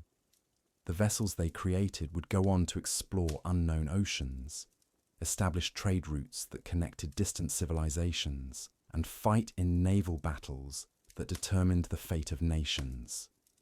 Every plank that was shaped, every rope that was spliced, every sail that was sewn represented not just technical achievement, but human triumph over adversity. These ships carried within their hulls the sweat, blood, and dreams of the countless workers who had labored to bring them into being. The legacy of these ancient shipbuilders extends far beyond the vessels they created. Their innovations in construction techniques, their development of specialized tools, and their mastery of complex engineering challenges laid the groundwork for all subsequent advances in maritime technology. The organizational methods they developed for managing large-scale construction projects would influence industrial practices for generations to come. But perhaps most importantly, these workers demonstrated the incredible things that human beings can accomplish when they combine skill with determination and courage with craftsmanship. In an age before modern safety equipment, medical care, or labor protections, they somehow managed to create some of the most complex and beautiful machines ever devised by human hands. Their story is a testament to the power of human ingenuity and the indomitable spirit that drives people to pursue excellence even in the face of overwhelming adversity. As we reflect on the grueling lives of these ancient shipbuilders, we cannot help but be humbled by their sacrifice and inspired by their achievement. They labored in obscurity, their names forgotten by history, yet their work shaped the course of human civilization. The ancient art of shipbuilding demanded not only the selection and preparation of timber, but the mastery of countless specialized techniques that transformed raw wood into vessels capable of traversing the world's most treacherous waters. As we continue our exploration into the grueling lives of these master craftsmen, we must delve deeper into the intricate processes that consumed their every waking hour and tested the very limits of human endurance. The construction of a ship's hull represented perhaps the most demanding phase of the entire shipbuilding process. Once the massive timbers had been properly seasoned and shaped, the real work began. The shipwright had to possess an almost supernatural understanding of wood grain, stress points, and the complex geometry required to create a vessel that could flex with the waves without breaking apart. Every plank, every beam, every joint had to be precisely calculated and executed, for a single mistake could doom both ship and crew to a watery grave. The process began with laying the keel, the backbone of the ship that would determine its entire character. This massive timber, often hewn from the largest and finest oak available, had to be perfectly straight and true. The master shipwright would spend days examining potential keels, running his weathered hands along the grain, searching for any flaw that might compromise the vessel's integrity. Once selected, the keel was positioned with painstaking precision, using primitive but effective measuring tools and techniques passed down through generations. From this foundation, the shipbuilders would begin the arduous task of raising the ribs, the curved frames that gave the ship its distinctive shape. Each rib had to be individually crafted, steamed into the proper curve, and fitted with microscopic precision. The process of steaming alone was backbreaking work, requiring the constant tending of fires and the careful monitoring of temperature to ensure the wood became pliable without losing its strength. Workers would labor in clouds of scalding steam, their clothes soaked with sweat and condensation, their hands blistered from handling the hot, wet timber. The shaping of these ribs demanded skills that took decades to master.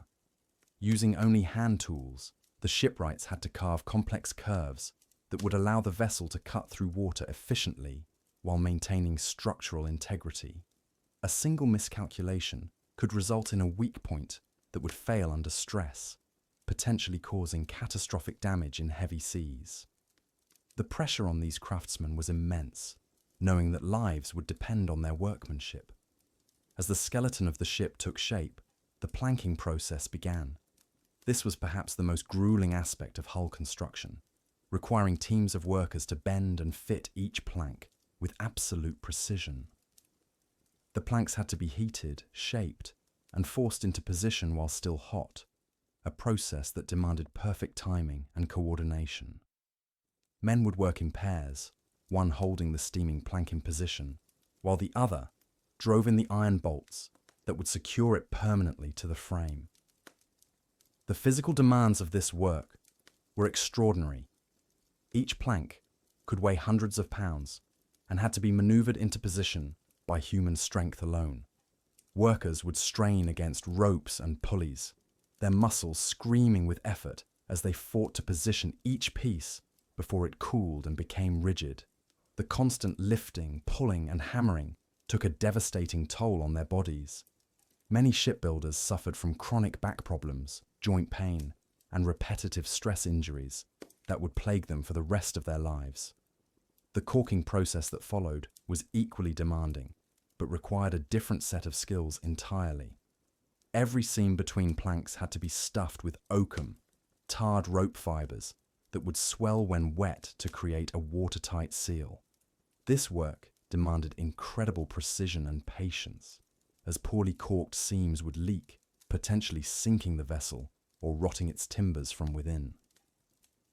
Caulkers worked hunched over for hours at a time, driving oakum into seams with mallets and chisels, their backs aching and their hands cramped from the repetitive motions. The tar used in caulking presented its own hazards.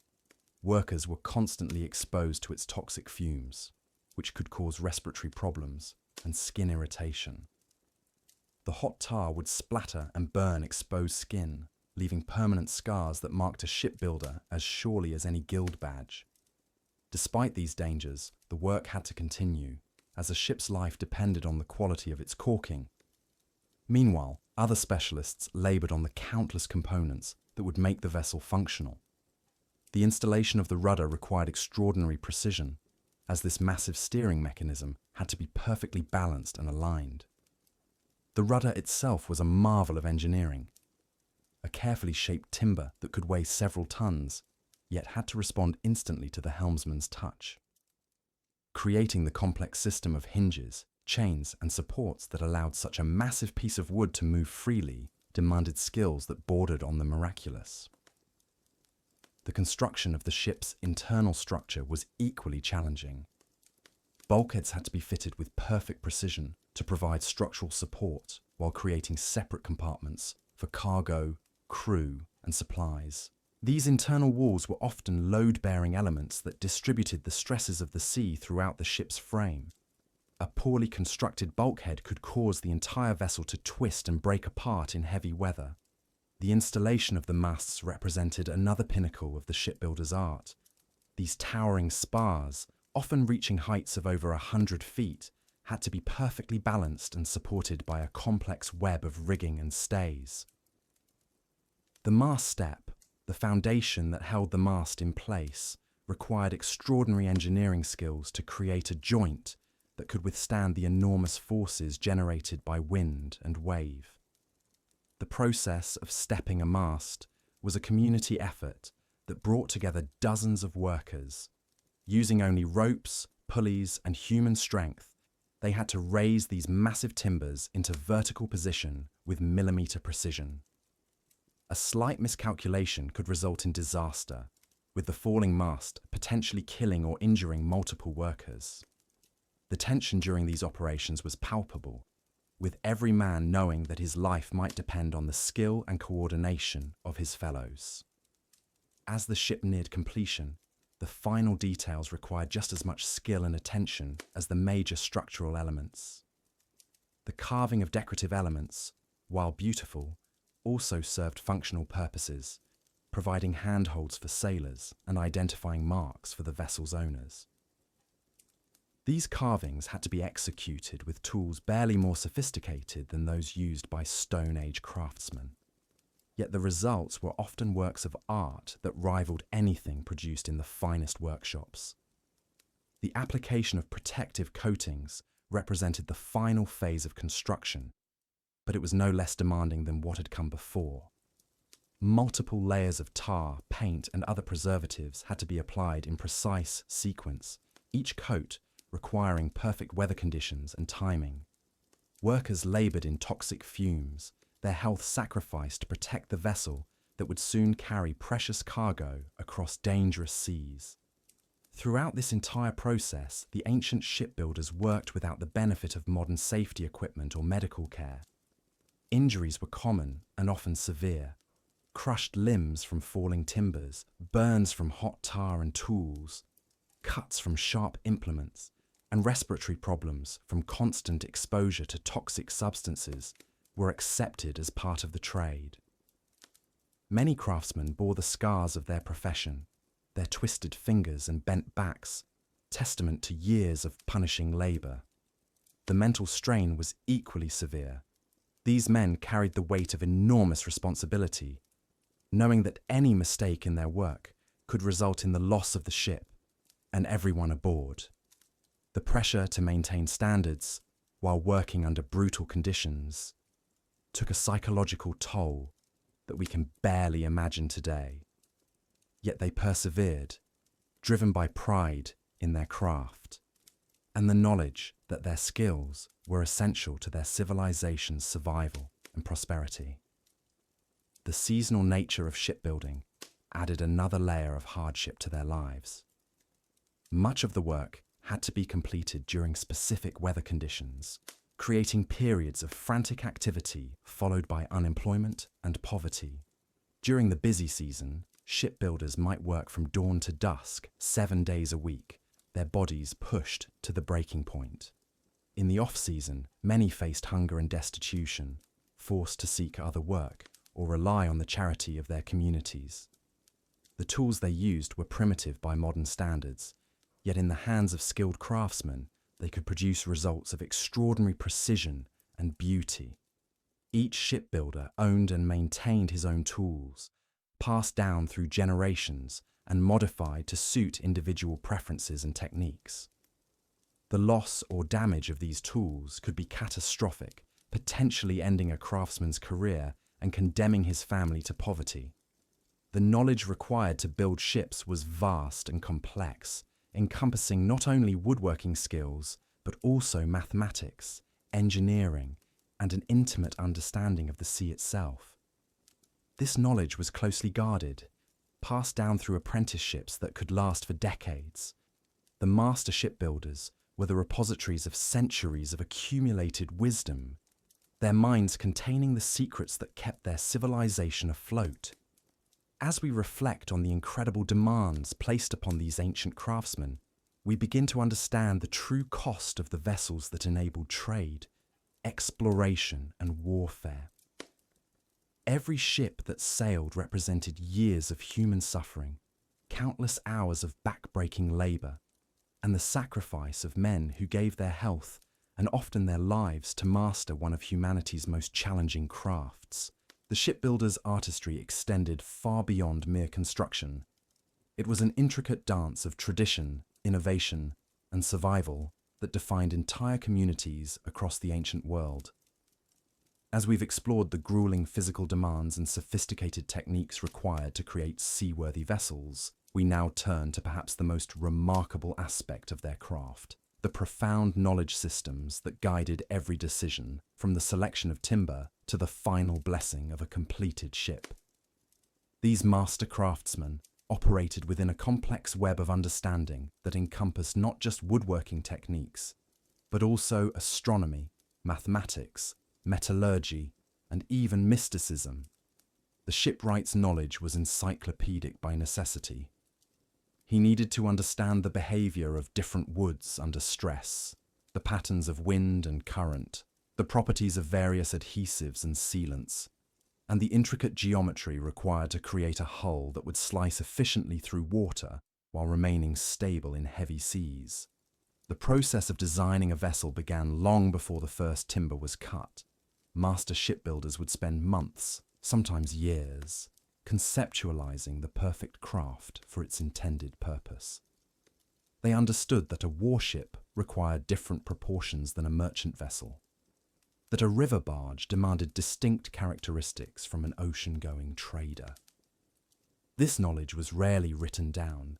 Instead, it lived in the minds and hands of the craftsmen, passed down through generations of apprenticeship in an unbroken chain stretching back centuries.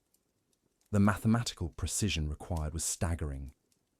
Without modern calculating tools, these artisans had to compute complex ratios and proportions entirely in their heads or through crude markings on wood and stone. They developed sophisticated systems for determining the optimal length to beam ratio, the proper curve for a keel, the ideal angle for a mast step. These calculations weren't mere approximations. A miscalculation of even a few degrees could result in a vessel that would capsize in the first strong wind or break apart under the stress of heavy seas. The selection of materials demanded equally profound expertise. A master shipwright could examine a tree and immediately assess its suitability for different parts of a vessel. The heartwood of an ancient oak might be perfect for a keel, while its outer layers could serve as planking. Cedar offered natural resistance to rot and insects, making it ideal for internal framing. Pine provided lightweight strength for masts and spars. Each species had its place in the grand design, and the shipbuilder's knowledge of these properties was gained through decades of experience and observation. The tools of the trade were extensions of the craftsman's body and mind. The adze, with its curved blade, could shape a timber with surgical precision in skilled hands. The shipwright's axe could fell a tree, rough shape a beam, or perform delicate finishing work depending on how it was wielded. Specialized planes, chisels, and boring tools each served specific purposes in the construction process. Many shipbuilders crafted their own tools, understanding that the subtle variations in edge geometry and handle length could mean the difference between effortless precision and back-breaking struggle. The joinery techniques employed by ancient shipbuilders were marvels of engineering ingenuity. Without metal fasteners, they relied on complex systems of wooden joints, lashings, and friction fits to hold their vessels together. Mortise and tenon joints, some reinforced with wooden pegs, created connections stronger than many modern mechanical fasteners. Scarf joints allowed builders to create long, continuous timbers from shorter pieces, with overlapping sections that actually grew stronger under load. The process of planking a hull required extraordinary skill and patience. Each plank had to be carefully shaped to follow the complex curves of the hull, a process that involved steaming, bending, and gradual fitting. The edges had to be beveled to create perfect joints with neighboring planks, and the entire surface had to remain fair and smooth to minimize drag through the water. A skilled shipwright could install planking so precisely that the seams were nearly invisible, creating a hull surface as smooth as polished stone. Waterproofing presented constant challenges that demanded creative solutions. Various cultures developed different approaches to sealing their vessels against the relentless intrusion of seawater. Some used pine pitch and tar, applied hot, and worked into every seam and joint. Others employed natural materials like animal fat, beeswax, or even specially prepared plant fibers. The most sophisticated shipbuilders combined multiple techniques, creating layered barrier systems that could withstand years of exposure to salt water and harsh weather. The rigging of sailing vessels represented perhaps the most complex aspect of the shipbuilder's art. The arrangement of masts, yards, stays, and running rigging had to be precisely calculated to provide optimal performance while maintaining structural integrity. A single miscalculation in the placement of a mast step could create stress concentrations that would eventually tear the ship apart. The shipwright had to understand not just the static loads imposed by the rig, but also the dynamic forces generated by wind and wave action. The social structure of shipbuilding communities was as carefully organized as the construction process itself. Master craftsmen occupied positions of enormous respect and authority, their decisions affecting the livelihoods and safety of entire communities. Beneath them worked various specialists, caulkers who sealed the seams, carvers who created decorative elements, metalworkers who forged the few iron components required. Each trade had its own traditions, techniques, and jealously guarded secrets. Apprenticeship in the shipbuilding trades was a lengthy and demanding process that began in childhood and continued well into adulthood. Young boys started by performing the most menial tasks: fetching tools, cleaning up wood shavings, tending fires. Gradually, they were allowed to observe more complex operations, then to assist with simple tasks under close supervision. Only after years of patient observation and practice were they trusted with independent work, and becoming a master craftsman could take decades. The economic impact of shipbuilding extended far beyond the yards themselves. These enterprises required enormous quantities of raw materials, from timber and rope to pitch and metal fittings. Entire forests were harvested to supply major shipbuilding operations, while rope makers, metal workers, and other suppliers formed extensive networks around the yards. The completion of a major vessel was often celebrated as a community-wide achievement, representing months or years of collective effort and investment. The dangers faced by shipbuilders were constant and often fatal. Working with heavy timbers, sharp tools, and complex machinery created numerous opportunities for serious injury or death. Falls from scaffolding or partially constructed hulls were common, as were crushing injuries from shifting timbers. The use of fire for bending wood and heating pitch created constant fire hazards, while the toxic fumes from various treatments and sealants posed long-term health risks that were poorly understood at the time. The seasonal nature of shipbuilding work created additional hardships for the workforce. Much construction had to be suspended during winter months when cold weather made certain operations impossible, and daylight hours were severely limited. Workers often faced months of unemployment or were forced to seek alternative occupations during these lean periods. The feast or famine nature of the work meant that even skilled craftsmen lived with constant economic uncertainty. Innovation in shipbuilding was a slow and often dangerous process.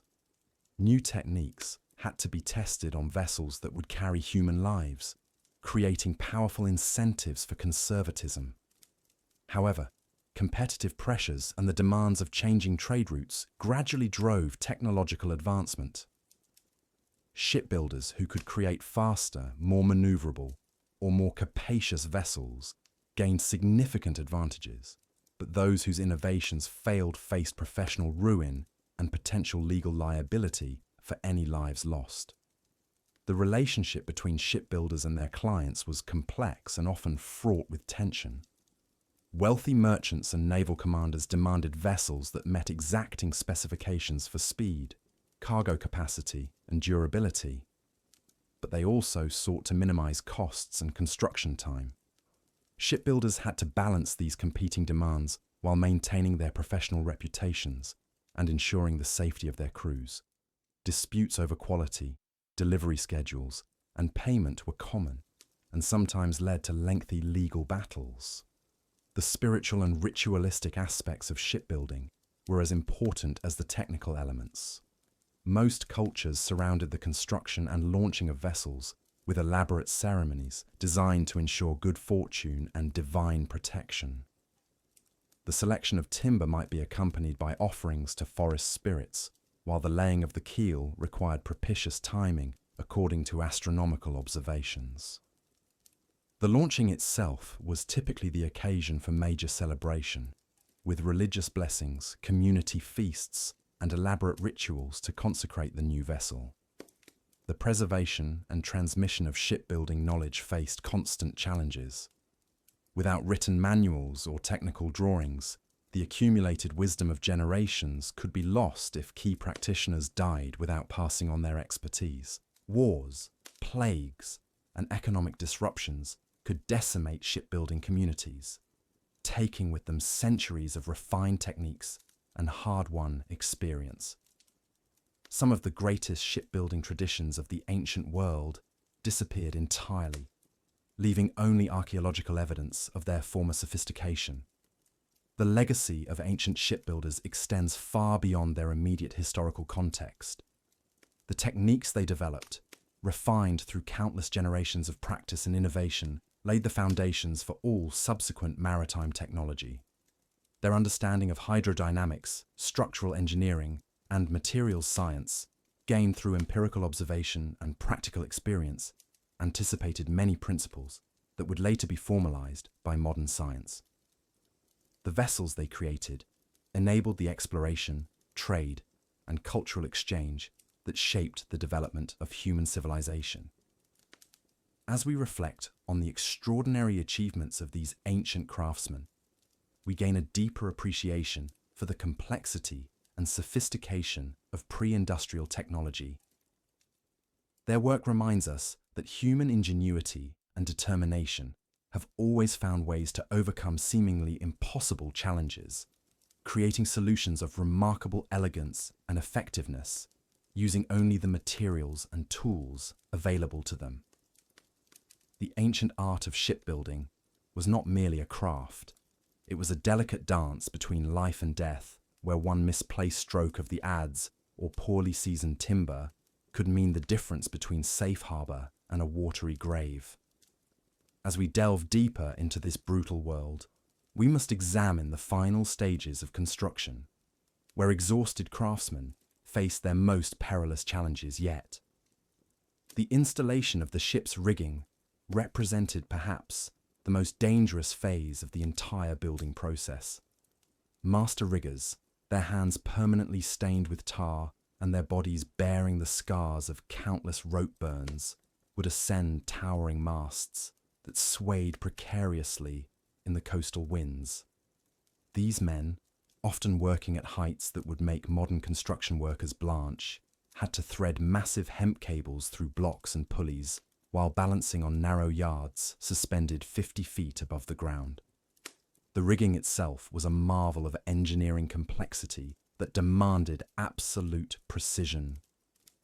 A single miscalculation in the tension of the standing rigging could result in a mast snapping like a twig in the first strong gale, sending tons of timber and iron crashing down upon the crew below.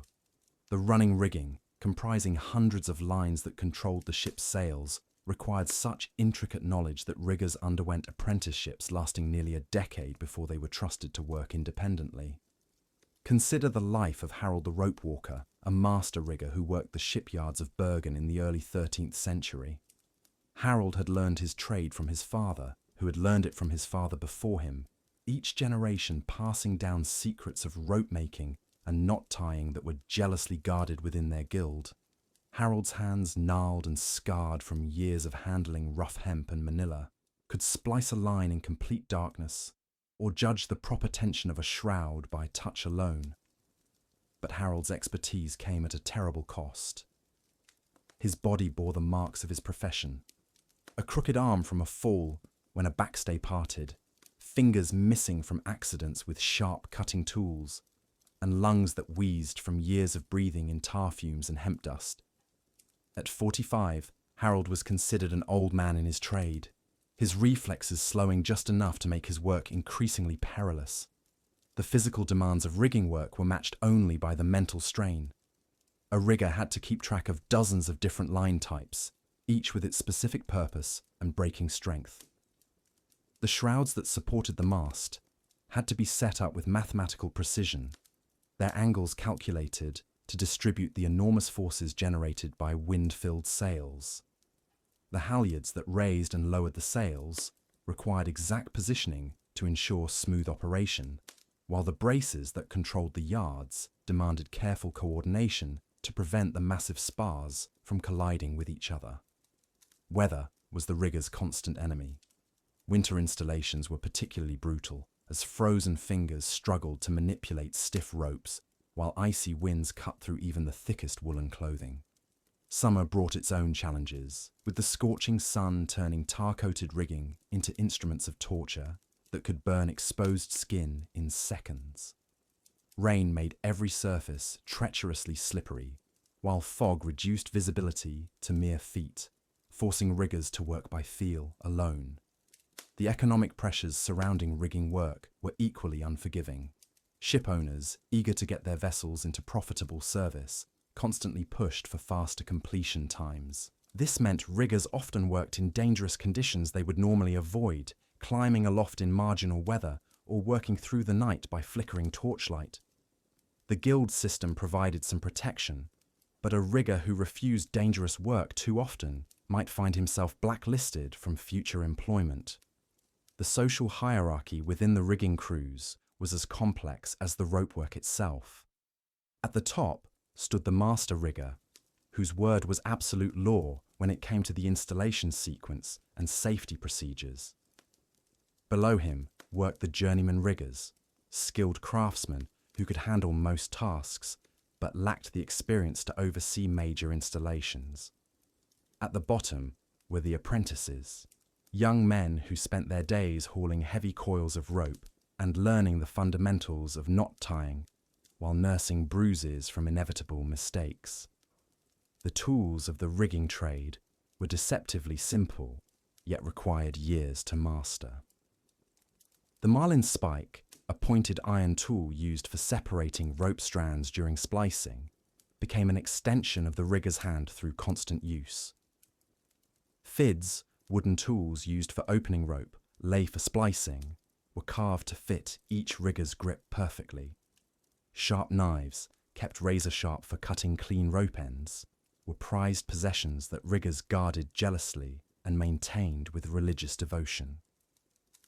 The actual rope used in ancient rigging was itself a product of incredible skill and labour. Hemp, the primary material, had to be grown, harvested, and processed through multiple stages before it could be twisted into usable cordage. The rope walks where this work was done stretched for hundreds of yards, requiring teams of workers to walk backwards while spinning fibres into yarn, then yarn into strands, and finally strands into rope.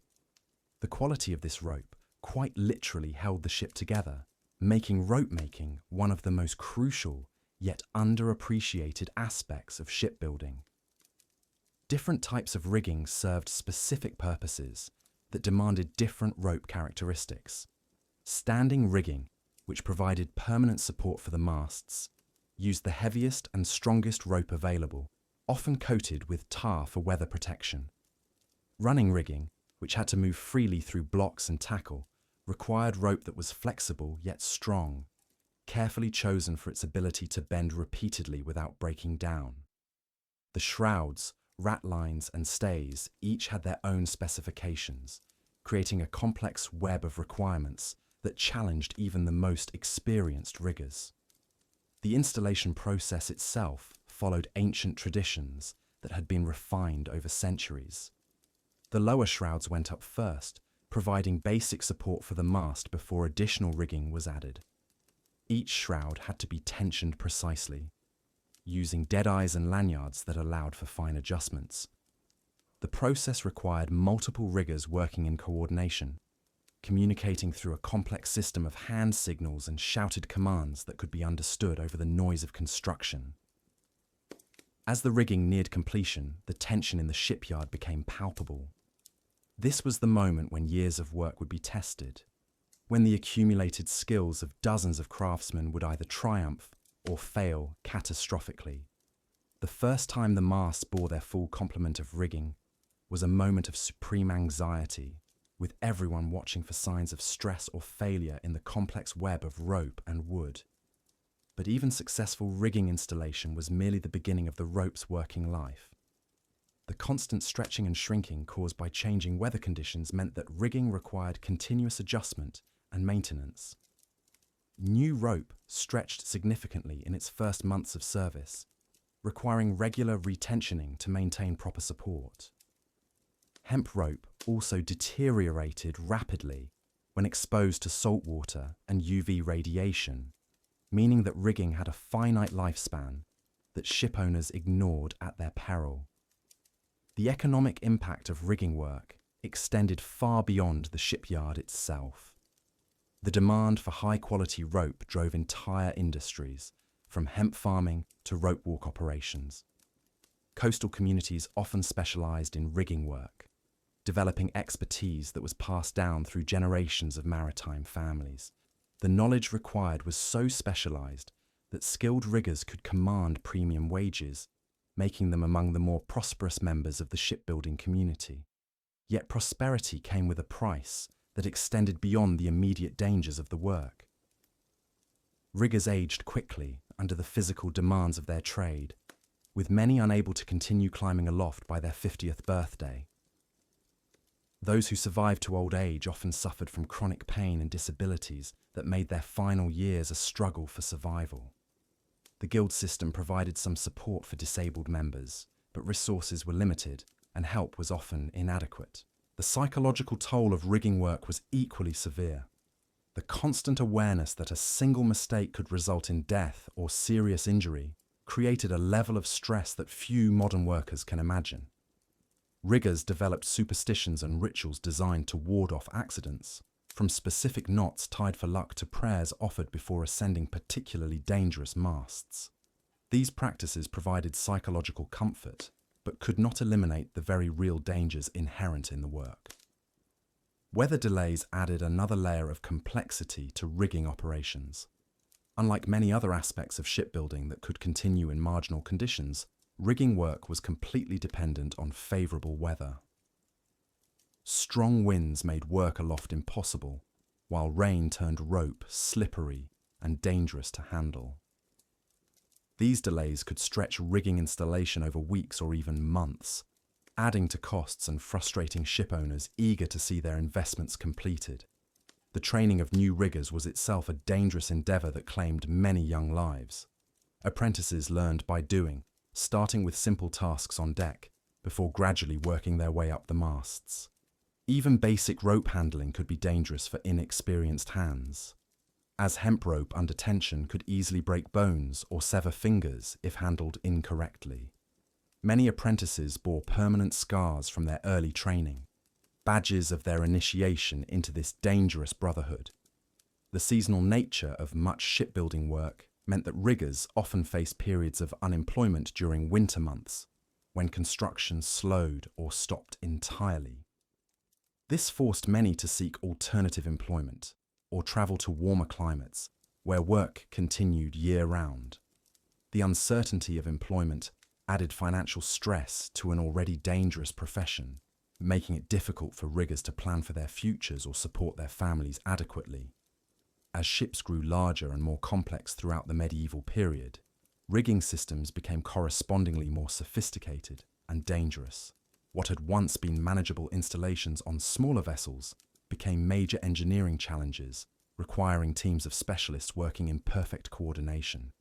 The margin for error decreased as the consequences of failure increased, creating an environment where even experienced riggers faced constant peril. The legacy of these ancient riggers lives on in the maritime traditions that survive to this day. Their techniques for rope splicing, their methods for tensioning standing rigging, and their understanding of load distribution continue to influence modern yacht rigging and traditional sailing vessels. The dawn light filtered through the narrow windows of the shipyard workshop as ancient craftsmen stirred from their brief rest. Their bodies, already bearing the accumulated aches of decades spent hunched over timber and twisted around ship frames, protested against another day of relentless labour. Yet they rose, as they had every morning for years, knowing that the vessels they built would carry the fate of kingdoms across treacherous waters. The life of an ancient shipbuilder was one of profound contradiction.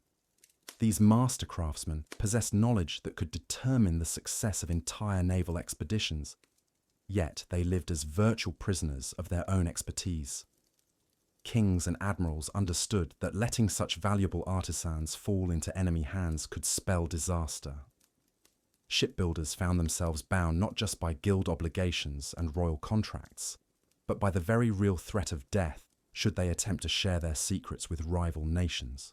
Consider the predicament of Marcus, a master shipwright in the naval yards of ancient Rome. His knowledge of hull construction techniques had helped build the vessels that secured Roman dominance in the Mediterranean. Yet this same expertise made him a target for assassination by rival powers and a prisoner of his own value to the empire. He could never travel freely, never retire to a quiet life in the countryside, never even speak openly about his work outside the confines of the shipyard. His skills had become both his greatest asset and his eternal chains. The physical demands of shipbuilding in the ancient world defied modern comprehension. Without mechanical aids, every massive timber had to be moved by human strength alone. Teams of workers would spend entire days maneuvering single beams into position, their muscles straining against loads that would challenge modern machinery. The process of shaping a ship's hull required craftsmen to contort their bodies into impossible positions, working in cramped spaces between massive ribs of oak and pine for hours on end. The workshop of Ptolemy's shipyard in Alexandria buzzed with activity as dozens of craftsmen attacked their specialized tasks. The sound was overwhelming, a cacophony of hammering, sawing and shouting that never ceased from sunrise to sunset. Sawyers worked in pairs, one standing above and one below massive logs, pulling great two-man saws through timber with rhythmic precision. Each stroke required perfect coordination, and a single mistake could send the heavy saw blade careening dangerously off course. The art of selecting timber required knowledge passed down through generations of shipbuilders. Master craftsmen could examine a tree and predict exactly how its wood would behave under the stress of ocean waves. They understood which trees growing on which slopes would provide the strongest planks, which heartwood would resist rot, and which grain patterns would bend without breaking under extreme loads. This knowledge was guarded jealously, shared only between master and carefully chosen apprentice in whispered conversations away from competing ears. Ancient shipbuilders faced the constant challenge of working with green timber, wood that still contained its natural moisture and would continue to shrink and shift as the ship aged. They had to anticipate these changes, building in deliberate gaps and adjustments that would allow the vessel to settle into its final form over months or even years of service.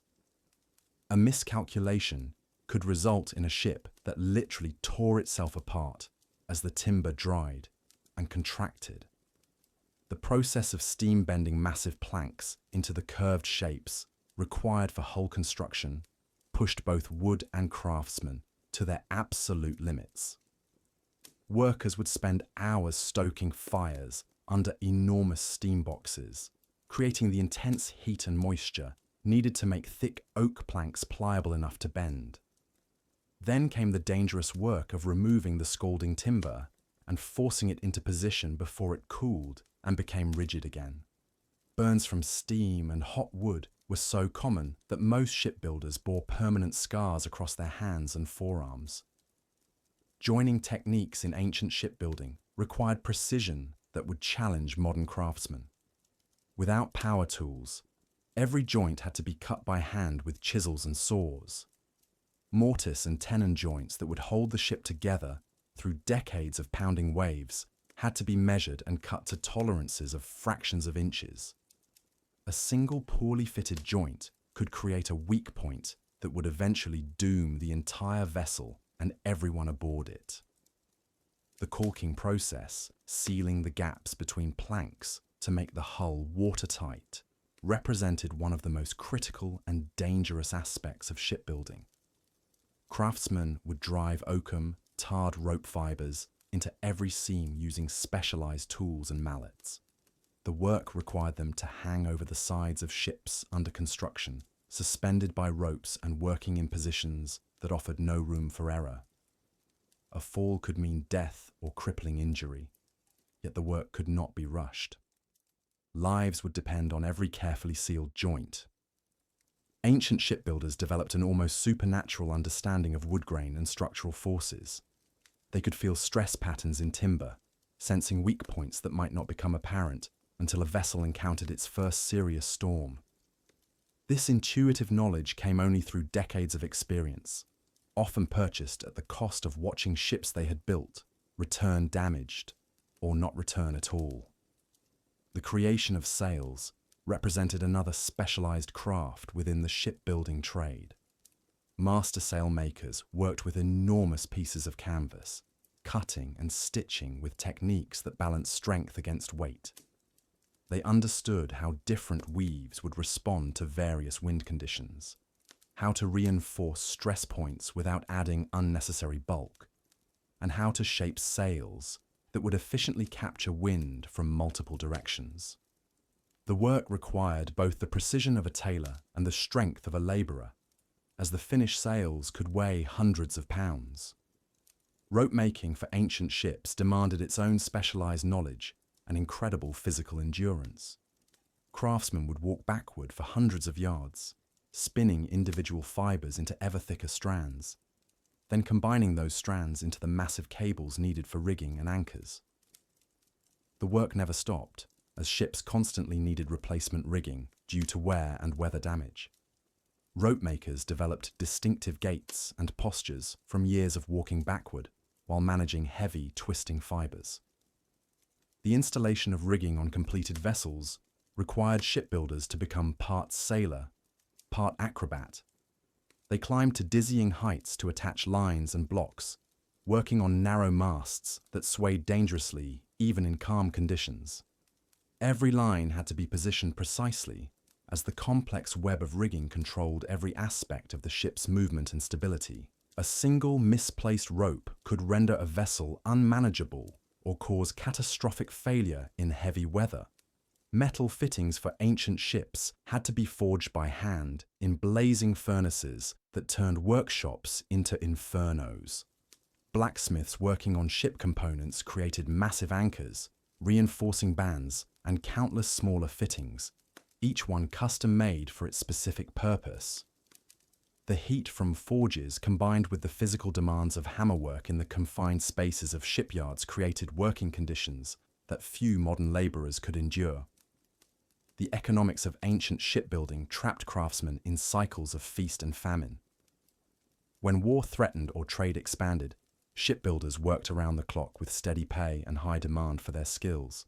But when peace returned or economic conditions shifted, the same craftsmen might find themselves unemployed for months, their highly specialized skills useless in other trades. Many spent their entire savings during slow periods, only to return to poverty when the next shipbuilding boom began. Quality control in ancient shipyards operated through brutal practical testing. Ships were subjected to deliberate stress tests that would reveal any weaknesses in construction. Craftsmen watched nervously as their vessels were loaded beyond normal capacity, sailed in deliberately rough conditions, and pushed to their limits. Failure meant not just lost work and reputation, but potential prosecution or even execution if the ship was intended for royal or military service. The social hierarchy within ancient shipyards created additional pressures for craftsmen at every level. Master builders enjoyed respect and substantial income, but bore crushing responsibility for every aspect of vessel construction. Journeymen possessed valuable skills, but lacked the authority to make critical decisions, often bearing blame for failures that resulted from others' choices. Apprentices endured years of dangerous, exhausting work with minimal pay, knowing that most would never advance to master status. Training new shipbuilders required master craftsmen to balance the need for skilled assistance against the risk of creating future competitors. Knowledge was shared grudgingly and incompletely, with crucial techniques revealed only after years of proven loyalty. Many apprentices spent decades learning their trade, only to discover that their masters had withheld essential knowledge that would prevent them from ever achieving true independence. The international nature of shipbuilding created additional complications for ancient craftsmen. Techniques and materials varied dramatically between different maritime cultures, and shipbuilders often found themselves working with foreign methods they didn't fully understand. Language barriers complicated instructions and safety procedures, leading to accidents and misunderstandings that could prove fatal in the dangerous environment of active shipyards. Weather represented a constant enemy for ancient shipbuilders working in outdoor yards, without protection from the elements. Rain could ruin carefully prepared materials, Wind could topple partially constructed vessels, and extreme temperatures made many construction techniques impossible. Yet work continued regardless of conditions, as delivery schedules demanded by royal and military clients allowed no delays for mere weather. The preservation of wood in ancient shipbuilding required constant vigilance against rot, insects, and other forms of decay. Craftsmen developed elaborate techniques for treating timber with various oils, tars, and other protective substances, many of which were toxic or carcinogenic. The long-term health effects of exposure to these preservatives were unknown, but shipbuilders had little choice but to work with whatever materials provided the best protection for their vessels. Tool maintenance represented a never-ending challenge for ancient shipbuilders working with hand tools that required constant sharpening and repair. A dull chisel or damaged saw could ruin hours of careful work, while a broken tool might be impossible to replace quickly in remote shipyard locations. Craftsmen spent significant portions of their time maintaining their implements, and the loss of essential tools could mean the end of their ability to work. The logistics of ancient shipbuilding required coordinating materials and workers from across vast regions. Timber might come from forests hundreds of miles away, metals from distant mines, and specialized craftsmen from other kingdoms or city-states. Managing these supply chains without modern communication or transportation created constant crises that shipbuilders had to resolve while maintaining construction schedules. Fire represented perhaps the greatest fear in ancient shipyards, filled with dry timber, flammable preservatives, and open flames from forges and torches. A single carelessly managed fire could destroy months of work and eliminate the livelihood of dozens of craftsmen. Yet fire was essential for many construction processes, creating a constant tension between necessary risk and potential catastrophe. The completion of a major vessel represented both triumph and terror for ancient shipbuilders. Success brought prestige and financial reward, but failure could result in punishment ranging from financial ruin to execution. The moment when a new ship first entered the water was the ultimate test of months or years of grueling labor, with the craftsmen's reputations and sometimes their lives hanging in the balance. The legacy of ancient shipbuilders extended far beyond the vessels they created. Their innovations in engineering, materials science, and manufacturing techniques influenced countless other trades and technologies. The legacy of these ancient shipbuilders stretched far beyond their individual lifespans, weaving itself into the very fabric of maritime civilization.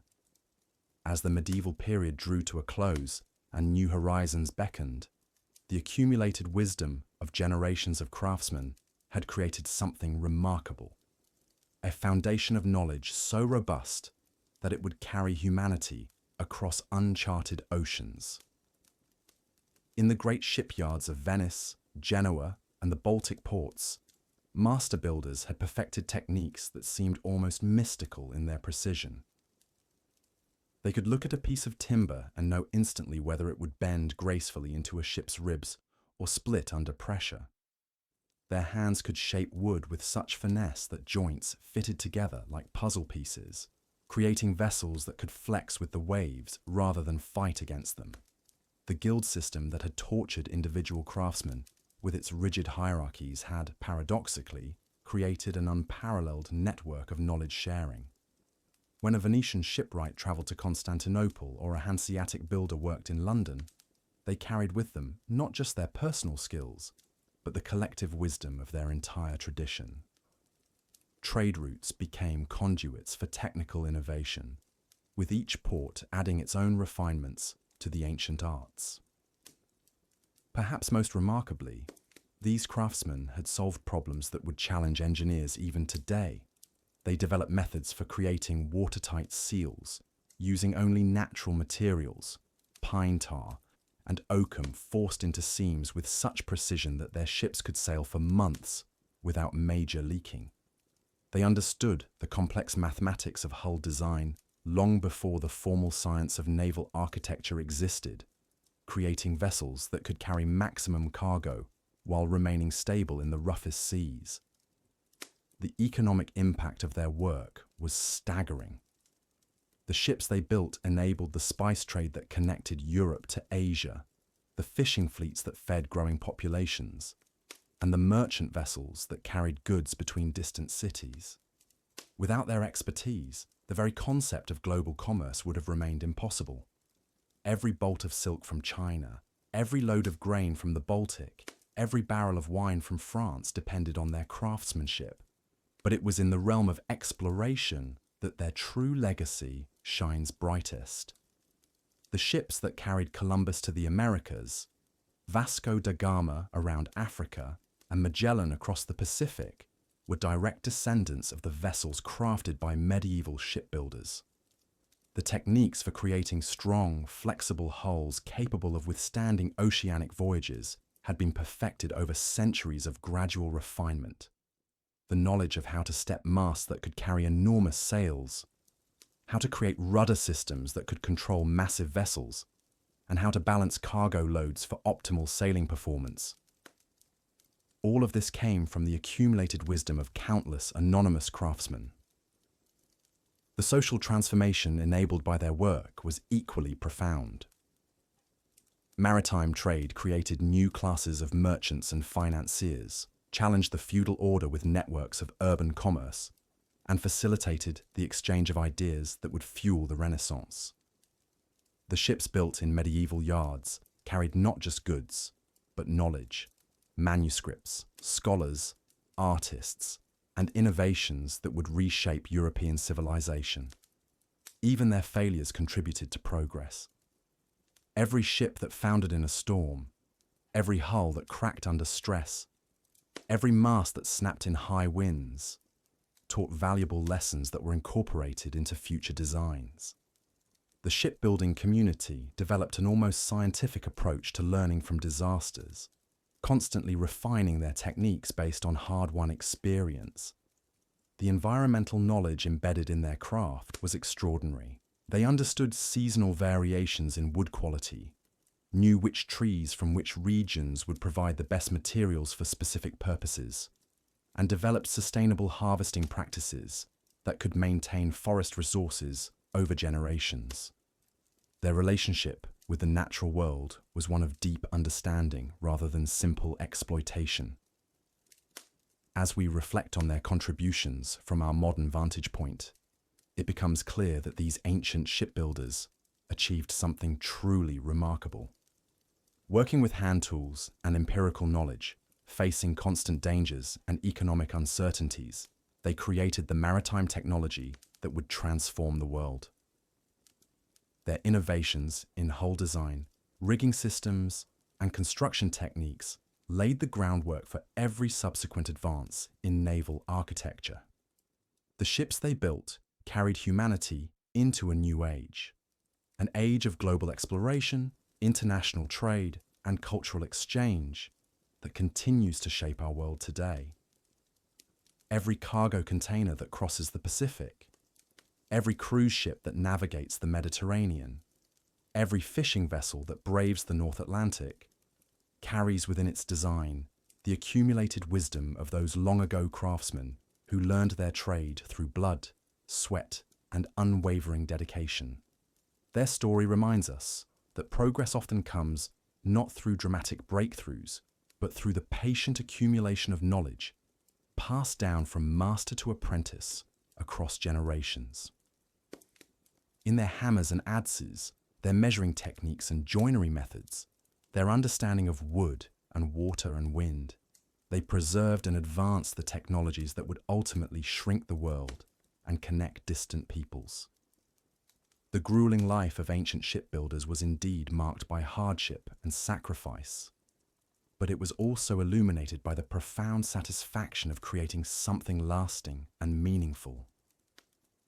So as we drift into sleep tonight, let us remember these hardy souls of medieval Scotland, the clan warriors and humble peasants, the shepherds and craftsmen who endured unimaginable hardships yet never lost their fierce spirit. Their struggles forged a nation's character, their resilience echoing through the centuries in every stone castle and windswept glen. Though their names may be forgotten and their stories lost to time, their legacy lives on in the indomitable Scottish spirit that refuses to be broken, reminding us that even in the darkest of ages, the human heart can find strength, dignity, and hope. Rest well, knowing that their sacrifices paved the way for the freedoms we cherish today.